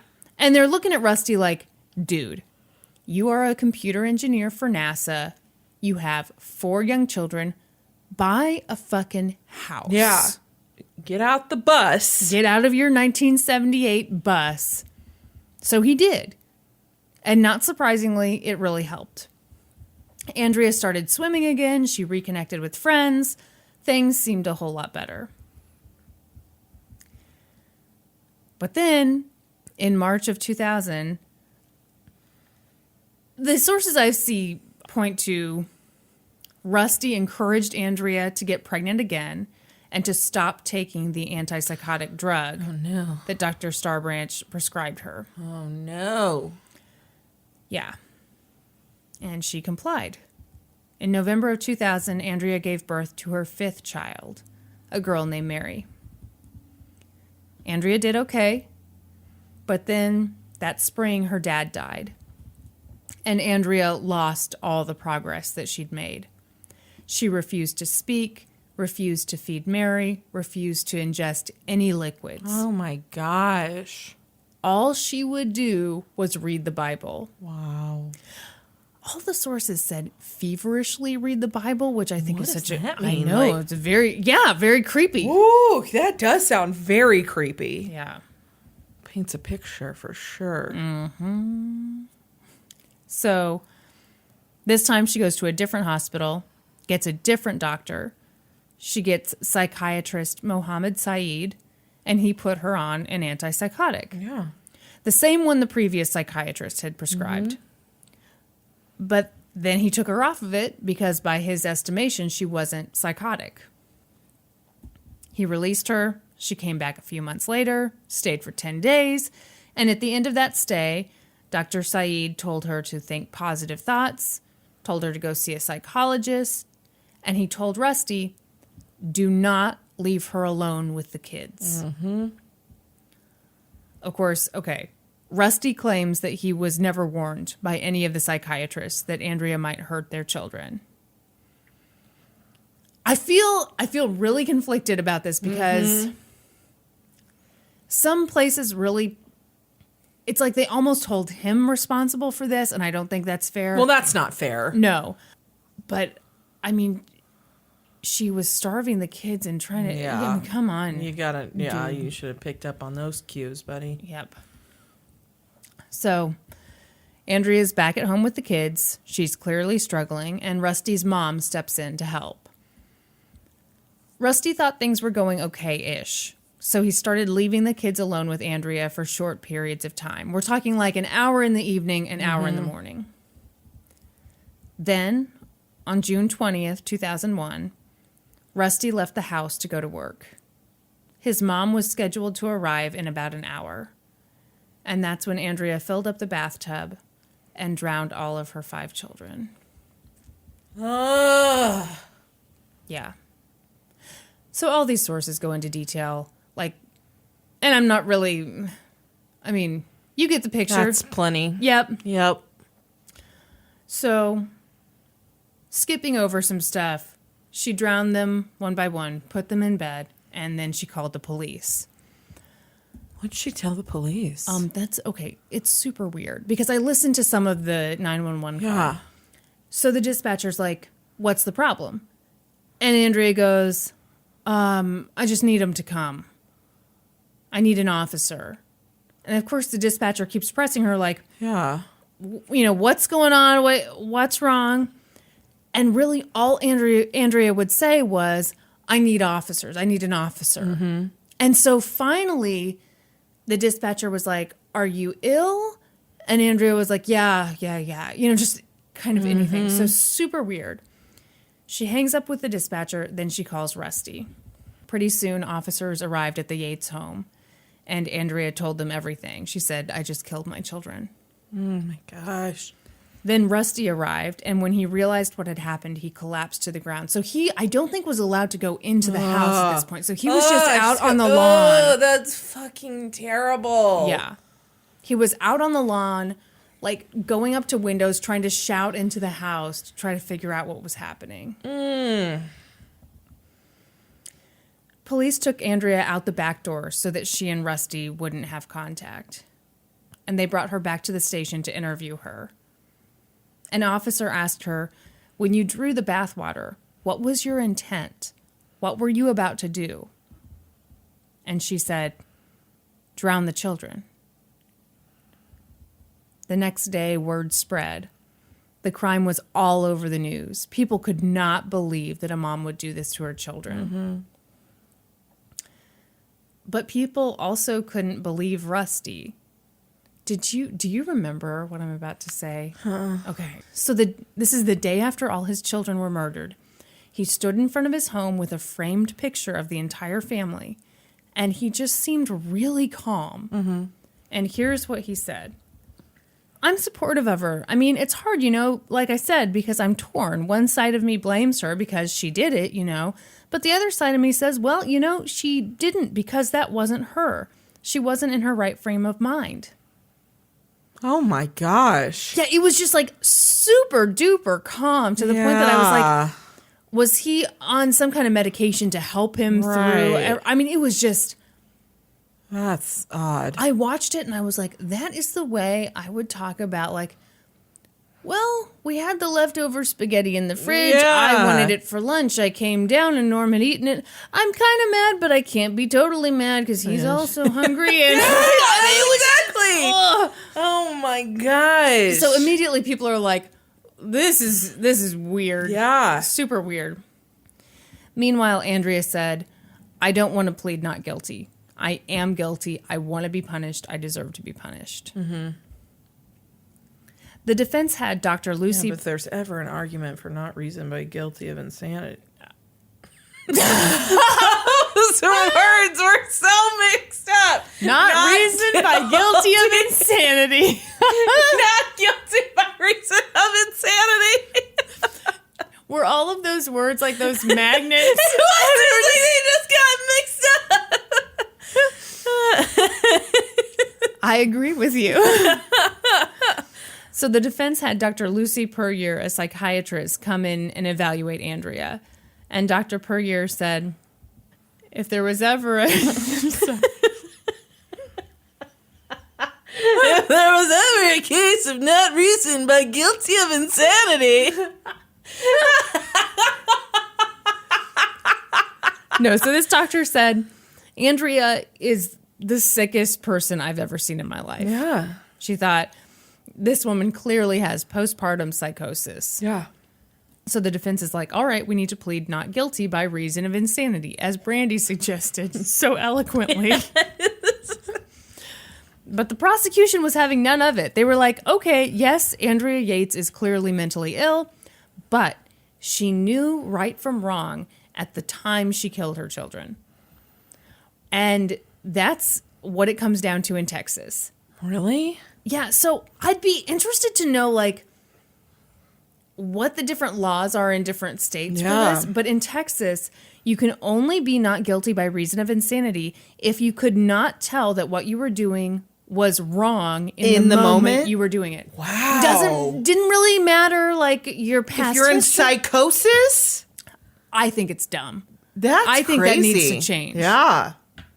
Because how the hell do you determine that? I have no idea. I mean, can't you just look at her history and be like, well, couldn't she think it's fine in the moment that she's doing it, and the moment she's done, realize it was wrong? How do you delineate that? Yeah, I don't know. How could you prove? Because by the time she calls 911, she knows it was wrong. But in that moment when she did it, she didn't know that. Wow. Yeah. Yeah. But by now, we're a few days out from the crime. And they have a bunch of psychiatrists examining Andrea, and they get her on medication to stabilize her. And that's when she starts to tell them the reason she killed her children. She said she felt like if she killed them while they were still young and innocent, that maybe God would let them come to heaven. She felt like she was a really bad mom, and they were going down a bad path. That's the same thing John List said. Oh, God. That he felt like he killed his kids so that they would make it to heaven, because on the path that they were on, they would all go to hell. Except I think John List is full of shit. I don't think Andrea Yates she 100% believes it. Yeah. I don't know. I think John List probably believed it too. Really? I do. See, I don't, because he went on the run for all those years. Andrea Yates immediately called. Yeah. I think that he 100% knew it was wrong to kill them. Yeah. But he believed that he was killing them so that they would go to heaven. But if he believed that, then he would know, okay, I need to be punished for murdering my family now, so I need to turn myself in. I don't need to go start a whole new life. Yeah. I mean, I get what you're saying. Well, podcast adjourned. So at this point, the prosecution is like, and we'd like the death penalty. Mm-hmm. Kaylin Williford was the assistant district attorney. And she basically said, look, if Andrea Yates had gone off and killed a neighbor's 5 children because she thought they were going to go to hell, would people show any sympathy at all? No, they wouldn't. But when a mother does it to her own children, we just can't conceive that it could be a purely evil act. No, I don't think that's true. No? I think you could see it as a purely evil act, but you can't look at it without taking her mental state into consideration. I'd be interested to know what the prosecution, like, if you were to sit down and talk with them, like, not with cameras on them, like, what their real views are, because, like, they were so black and white in this. Yeah. And come on, you can't be that dumb. You can't be. Yeah. Yeah. Mm-mm. You cannot look at it as a purely evil act. You have to take the psychosis into consideration. Yeah. I just don't see how you can look at it otherwise. Well, what if you really want to win a case? A few months later, a jury said, okay, she's competent to stand trial. The defense was like, holy shit, here we go. So they put on a mock trial just to see kind of what they're up against, how things might work out. It did not go well. Yeah, I imagine it did not. It's Texas. Yeah. And also, I feel like we've come a long way with kind of awareness of mental health stuff. I think this time there was very little understanding. This was like 2000, I think. Yeah. So like 20 years ago. Yeah. 2000? Really? That late? I think so, yeah. Don't question me. I mean, it's your fucking case, Kristin. Yeah, or Google it. Hang on. I'm pretty sure it's 2000. That's a disgusting laugh. Hang on. 2001. Wow, her hair does not look very 2001-y. You don't think so? What does 2001 hair look like? I think it reads a lot more 1995. Well, when you've got this many children and you're living in a trailer, I mean... A bus, Kristin. Bus. I'm sorry. I feel like you don't have time to do the hair. I'm just picturing her in a short-sleeved, floor-length floral dress. Uh-huh. Which reads 1995 to me. Yeah, yeah. With like... You remember like the spaghetti strap long sleeve dress with like the little white cap sleeve shirt underneath? Yeah. Yeah, so this happened in 2001. Okay. Moving on. So the mock trial doesn't go well because the defense like does all they can. They point out everything to show how mentally disturbed Andrea was. They had their expert witnesses, blah, blah, blah. But the practice jury just could not get over the fact that she'd killed her kids. Mm-hmm. So the defense is like, oh boy. Then the real trial comes. And the prosecution was ready. They were like, okay, we're just going to try her now for 3 of the children's murders. Why? Here was their strategy. They figure they try to get her for 3. If the jury says not guilty by reason of insanity, then they try her again for the other 2. Just to make sure they get her. That's crazy. Yeah. Wow. It's pretty intense. Yeah. Both sides agreed that Andrea was mentally ill. This all came... Yeah, I mean, how could you not? This all came down to, was she sane? Did she know right from wrong at the moment? In the moment. And Assistant District Attorney Joe Omby told the jury, hey, here's something that speaks to her state of mind. Here's something that shows how sane she was. She planned this. She waited for the exact right moment between 9 a.m. and 10 a.m. to kill her children. She prepared for this. So she waited until Rusty was gone. She knew she'd have that hour. Which... I don't think that proves she's sane. I don't either. I think it proves she was able to plan. Yeah. But if you're thinking, okay, I've got this plan I've got this hour window to save my children's souls. Yeah, that's not... Yeah, that doesn't make her sane. It means that maybe you can tell time. Yeah. And you know that other people would try to stop you. I don't think that means shit. The defense showed the jury footage of her interviews with psychiatrists where she talked about cartoon characters literally talking to her children. They had footage of her talking about Satan being in her and wanting to kill Satan. The defense was pissed that the police didn't videotape her confession because how she acted in the moments after her children's death might really help the jury see what she was like in that moment.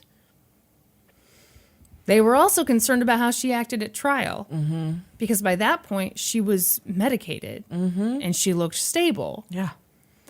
So one of the psychiatrists who was interviewed said, basically, as crazy as this sounds, it might have been to her legal advantage to not be well medicated. Keep her in a state of psychosis. And, make her look unstable to the jury. Yeah. So that was kind of what the defense had going. Can I look up a picture of her real quick? Yeah, sure. Yeah, I mean, the picture that I'm thinking of is definitely when the kids, I think pretty... Before she killed the kids, obviously, so... Yeah. Okay, continue, sorry. But the prosecution had their own psychiatrist, Dr. Park Dietz, who you might remember. Yeah, that name is very familiar. So I talked about him in our last episode, the Rebecca Schaefer murder case. For that trial, he testified for the defense about the psychology. At a lower fee than he usually does. Yes. So he was... But he wasn't trying to advance his career, Kristin. No. He's just a good man. Yes. So he testified about the psychology of celebrity stalkers. And the prosecutor, Marcia Clark, was basically like, shut up. You're a fame-hungry pseudo-expert. I hate you. Goodbye. Yeah.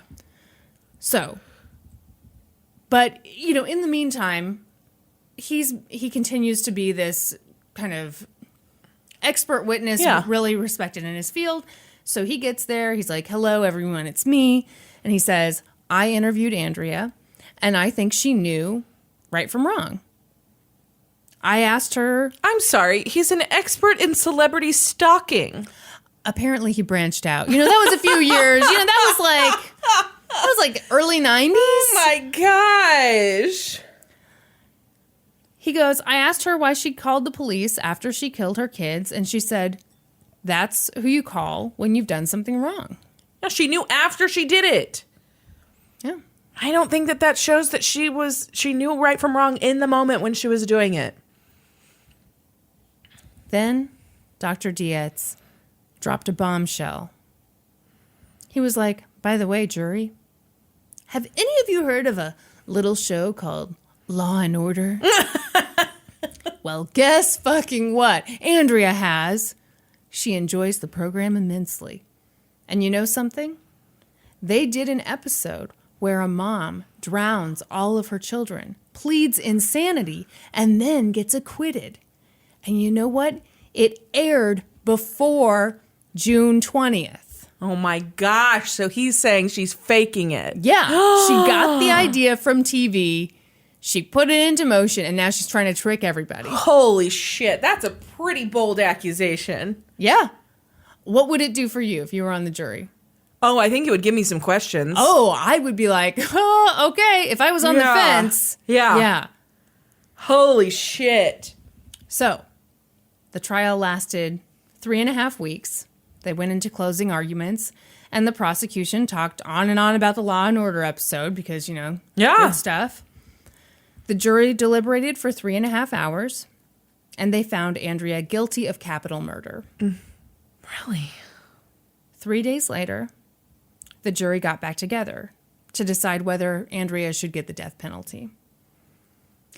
Defense attorney Wendell Odom talked about the 11 doctors who'd all testified about Andrea's mental illness. He said, if a truck driver has a stroke and runs over 5 children, you wouldn't convict him of murder, would you? But somehow we treat mental health different. Mental illness is a disease. It's a defect. Yeah, I mean, I agree with that. Yeah. Then he took aim at Park Dietz. He said, that guy loves famous trials. Mm-hmm. You know what he does? He does this. People hire him to come testify for them at $500 an hour. Mm-hmm. So the defense just plus travel expenses, I bet. Oh yeah. And he's not staying at, the Super 8. No, definitely not. So the defense just railed against Park Dietz. But deep down inside, I think they loved him. Really? Because this is fucking nuts. Okay. Because the jury deliberated whether to give Andrea the death penalty on a Friday. And that morning, both the defense and the prosecution learned something huge about Park Dietz's testimony.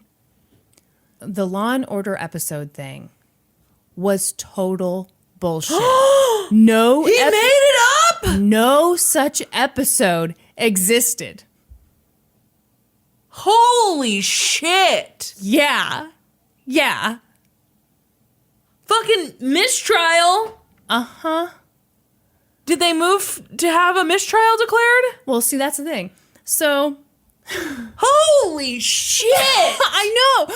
Okay, this was the light thing. So, last week I was looking into Park Dietz because I was like, there's something about this guy. He just, there's just something about him. So I went to his, his Wikipedia page or something. And I started reading through all the things he's testified about. And then I got to the Andrea Yates one with this made-up Law and Order episode, and I was like, oh my God. How did he think he was going to get away with that? I'll get to his explanation later, and don't let me not get to it later. No, you better get to it. Okay. Or I'll get to you. You do I don't know even know what that means. I'm going to get the ghost to come attack you. So the jury has already found Andrea guilty. The court decides to move forward with sentencing, but they instruct the jury to disregard all the Law and Order stuff. Which, come on. They've already found her guilty. You can't undo that. You can't, no. They deliberated for 40 minutes, and they sentenced her to life in prison. But the defense was like, awesome. Brandy suggested we try to go for a mistrial. I think we'll do it. Yeah. So the appellate court unanimously agreed that the false testimony could have easily swayed the jury. So they're like, absolutely new trial. This time, just like last time, she pleads not guilty by reason of insanity. Oh, okay. I am going to pause here. So Park Dietz apparently was like a consultant for Law and Order. So sometimes, I assume they'd send him scripts. He'd kind of weigh in with his legal expertise. He later explained that he had kind of mishmashed 2 different episodes together. But, he just really fucked it all up. Yeah. Holy shit. The other thing was, I read this article where he was really kind of angry and defensive about his reputation, kind of going to shit over this. But, dude. Wow. You really messed up. Yeah. Because he was like, I offered to pay out of my own pocket to fly back and retestify. It's like, yeah, buddy, that's the least you can do, but okay. Shit. So, new trial. This time, just like last time, she pleads not guilty by reason of insanity. And she's allowed to go out on bail as long as she stays in a mental health facility. Mm-hmm. So she goes to trial, and it was very similar to the first, so I'm not going to rehash it. So I did look up on newspapers.com where the prosecution was like, yeah, we're gonna call Park Dietz again. I couldn't find anything because I thought, okay, well, that's crazy. I wouldn't call him again. Yeah. But they said they were going to do it. I didn't find any article about his testimony. So I wonder if they just decided not to do that. Because it was, yeah. I don't know why they would call him again. No, yeah. Fool me once with a fake episode of Law and Order. Shame on you. So, this time, the jury found her guilty. Not reason by guilty of insanity. So she was committed to a mental hospital. I completely think that Law and Order thing would have been a huge deciding factor. Yes, absolutely. Holy shit. Yeah. So she was... Yeah, they found her not guilty. Yeah. Wow. She'll be held there until she's deemed to no longer be a threat. She's still there now? Oh, yeah. Yeah. Andrea's attorney called it a watershed event in the treatment of mental illness. In between the... You know what? I assume she's still there, actually. I don't know that. As of June 20th, 2018. What? She is still in... Oh, she's still in. Yes. Okay. The facility in Kerrville, Texas. Oh, okay. Kerrville State Hospital. So, in between the two trials, Rusty and Andrea divorced. But in 2015, he did an interview with Oprah and said that he still calls Andrea on the phone and visits her about once a year in the mental hospital. Once a year, really? Yeah. He says he has always blamed her illness for the kids' deaths. Yeah. I believe he has since gotten remarried, but he's gotten divorced again. Oh. So that's the story of Andrea Yates. I think for sure not guilty by reason of insanity. Yeah.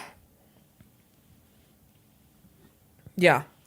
And I don't like that so many people seem to be blaming Rusty entirely for this. I mean, that's just... Yeah, no, I don't think Rusty could have done... she would have found an opportunity to... I think Rusty probably could have done better. Yeah. But I think, to me, that's guilty of not being the best spouse. Yeah. Which is not criminal. Oh my gosh, that sucked. Yeah, sorry. I mean, you did great, but that's a heavy one. It was one of those things, though, I didn't have her name memorized. So when I saw that thing about the Law and Order episode, I was like, hilarious. This'll be great. There's a bunch of dead kids in this case, it turns out. Whew. Should we talk about how last week we went out for our anniversary episode and we were nearly killed by an order of hot wings? Oh my gosh. Okay. Yes, let's, please. We had a celebratory dinner. Mm-hmm. Went to a great happy hour, half-price appetizers. Who can pass that up? We got 8,000 wings for $5, and we all shit our pants. So the deal was, it was you, me, and Norm, and we were going to just order some appetizers, wait for Zach to get entrees. Yeah. So, we get our wings, and, I mean, the second she set them down on the table, it's like, they don't look great. Yeah. They looked kind of not quite cooked. They looked a bit off, but did that stop us from eating them? Well, it slowed you and me. Slowed us down. Not Norm. Norm took the brunt of the punishment from the wings. So I was trying to add it up. I had 2 wings. I had 2 wings. Norm had 6. Yeah. And there were still wings left on the plate, which I have never in my life cut myself off from hot wings. That shows how bad. Yes, me neither. I love hot wings. Yeah, so we were sitting there. We had our appetizer. Zach arrived. We had our entree. Oh, and Zach turned down the wings when he got there. Just by looking at them? Yeah, he was like, I think, because we're like, hey, well, there's some wings left. And he's like, no, I think I'm good. They looked kind of like plastic toddler food. They did. So all of a sudden, maybe I'll cut this if Norm doesn't want me to go into this much detail, but we're all sitting there, we're all talking, and Norm's like, I gotta go to the bathroom, and just beelines. Yeah. Comes back, sits for 5 whole seconds. Yeah. I don't know. He's like, bye guys, gotta go to the bathroom again. And so then we were like really worried, like, oh my God, was it his entree? Yeah. Or was it the hot wings? If it's the hot wings, we're all going down. So you dropped us off at our house. And then like half an hour, you texted me in all caps, it's the wings!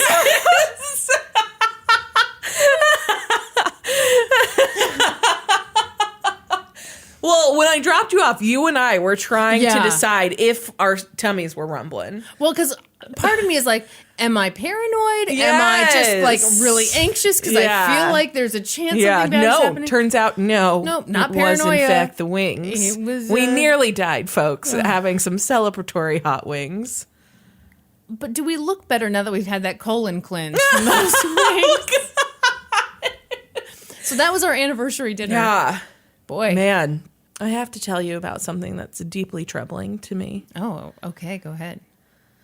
Casey had a dream that she and you and my dad all played Taboo and did not invite me to join in.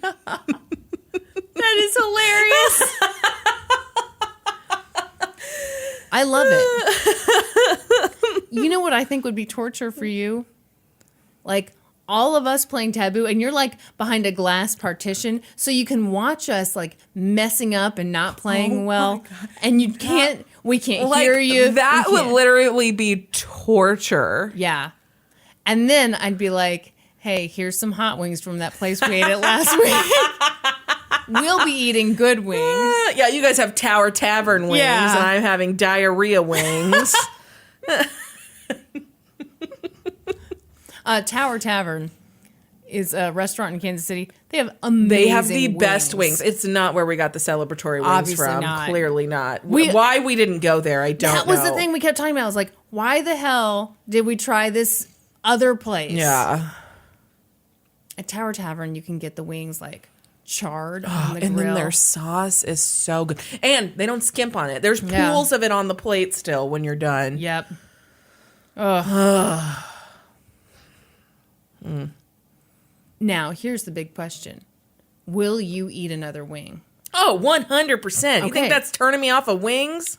You know how Norman is, I won't eat wings from that place again. Yeah, of course. Well, I don't know that I want to eat I don't want to eat anything from that place again. First of all, there were multiple issues with this meal. Yeah. First of all, we thought that they had like hotboxed the place before we got there. Turned out that I think the people behind us were just like super potheads because holy shit, it smelled like they were smoking pot like right then, and they weren't. No. But it was so strong. I could tell by the amount of food they were eating that they were high. Okay, then a little while later, problem 2 came along. When the same table, new group of people, we were there for a while. Oh, I forgot about this. Delivered a stinky vagina on a plate. Brandy! I don't know what the fuck they ordered, but it smelled like the worst fishiest smell I've ever smelled in my life. It was truly horrific. It was horrible. It was some kind of fish. And I mean, it was astounding. It was like your eyes water. So the waitress brought that over. And I'm thinking, how are the other people at that table allowing that person to eat that? I know. And you turned to Zach and said, Zach, close your legs.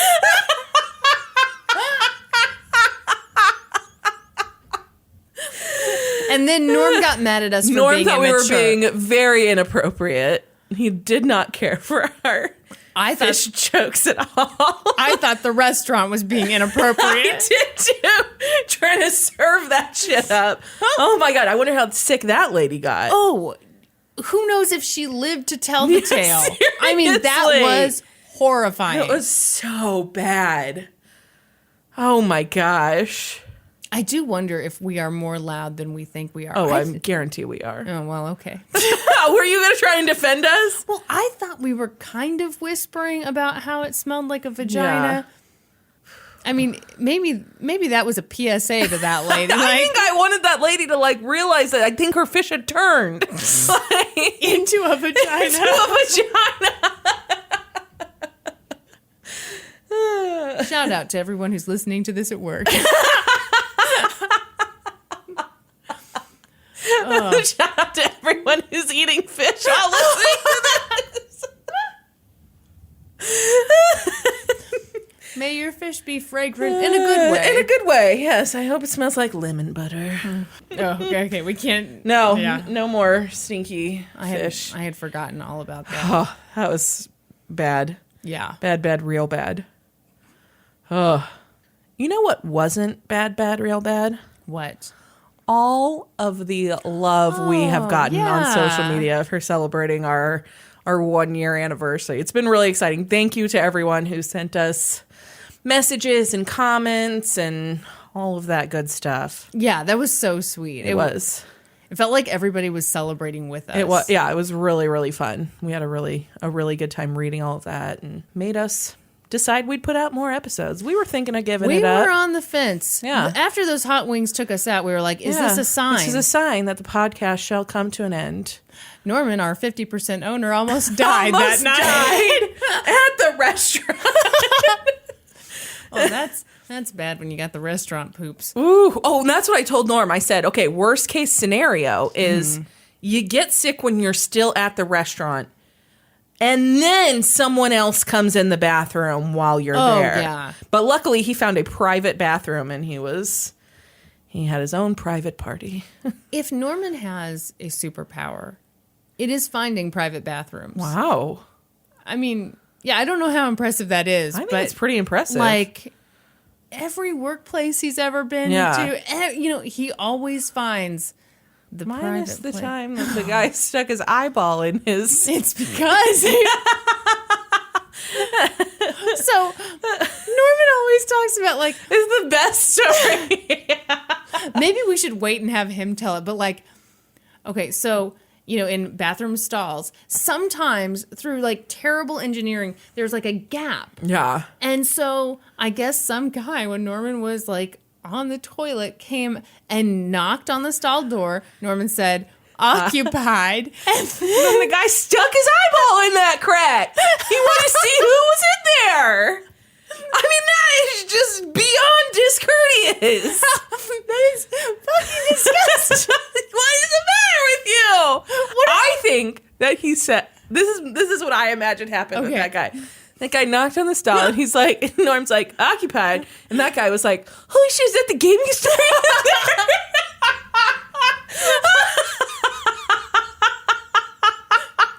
I wonder if he'll sign something. But seriously, folks, thank you for all of the love and support you've sent to us. If you are not following us on social media, what the fuck is wrong with you? You're us. Just like the guy peeping in through the crack is right. of that you bathroom might as well stall. be peeping in the crack. So please, find us on Facebook, find us on Twitter, find us on Instagram. We're in all of those places, we promise. And on YouTube. Yeah, we're also on YouTube. Don't be a crack peeper. Follow us on social media. And then be sure to join us next week when we'll be experts on 2 whole new topics. Podcast adjourned. And now for a note about our process. I read a bunch of stuff, then regurgitate it all back up in my very limited vocabulary. And I copy and paste from the best sources on the web, and sometimes Wikipedia. So we owe a huge thank you to the real experts. For this episode, I got my info from newspapers.com, the Associated Press, thoughtco.com, and the Andrea Yates episode of Mugshots. And I got my info from an episode of Dateline, an amazing article in Los Angeles Magazine by Jesse Katz, the Santa Barbara Independent, the Los Angeles Times, and Wikipedia. For a full list of our sources, visit lgtcpodcast.com. Any errors are, of course, ours, but please don't take our word for it. Go read their stuff.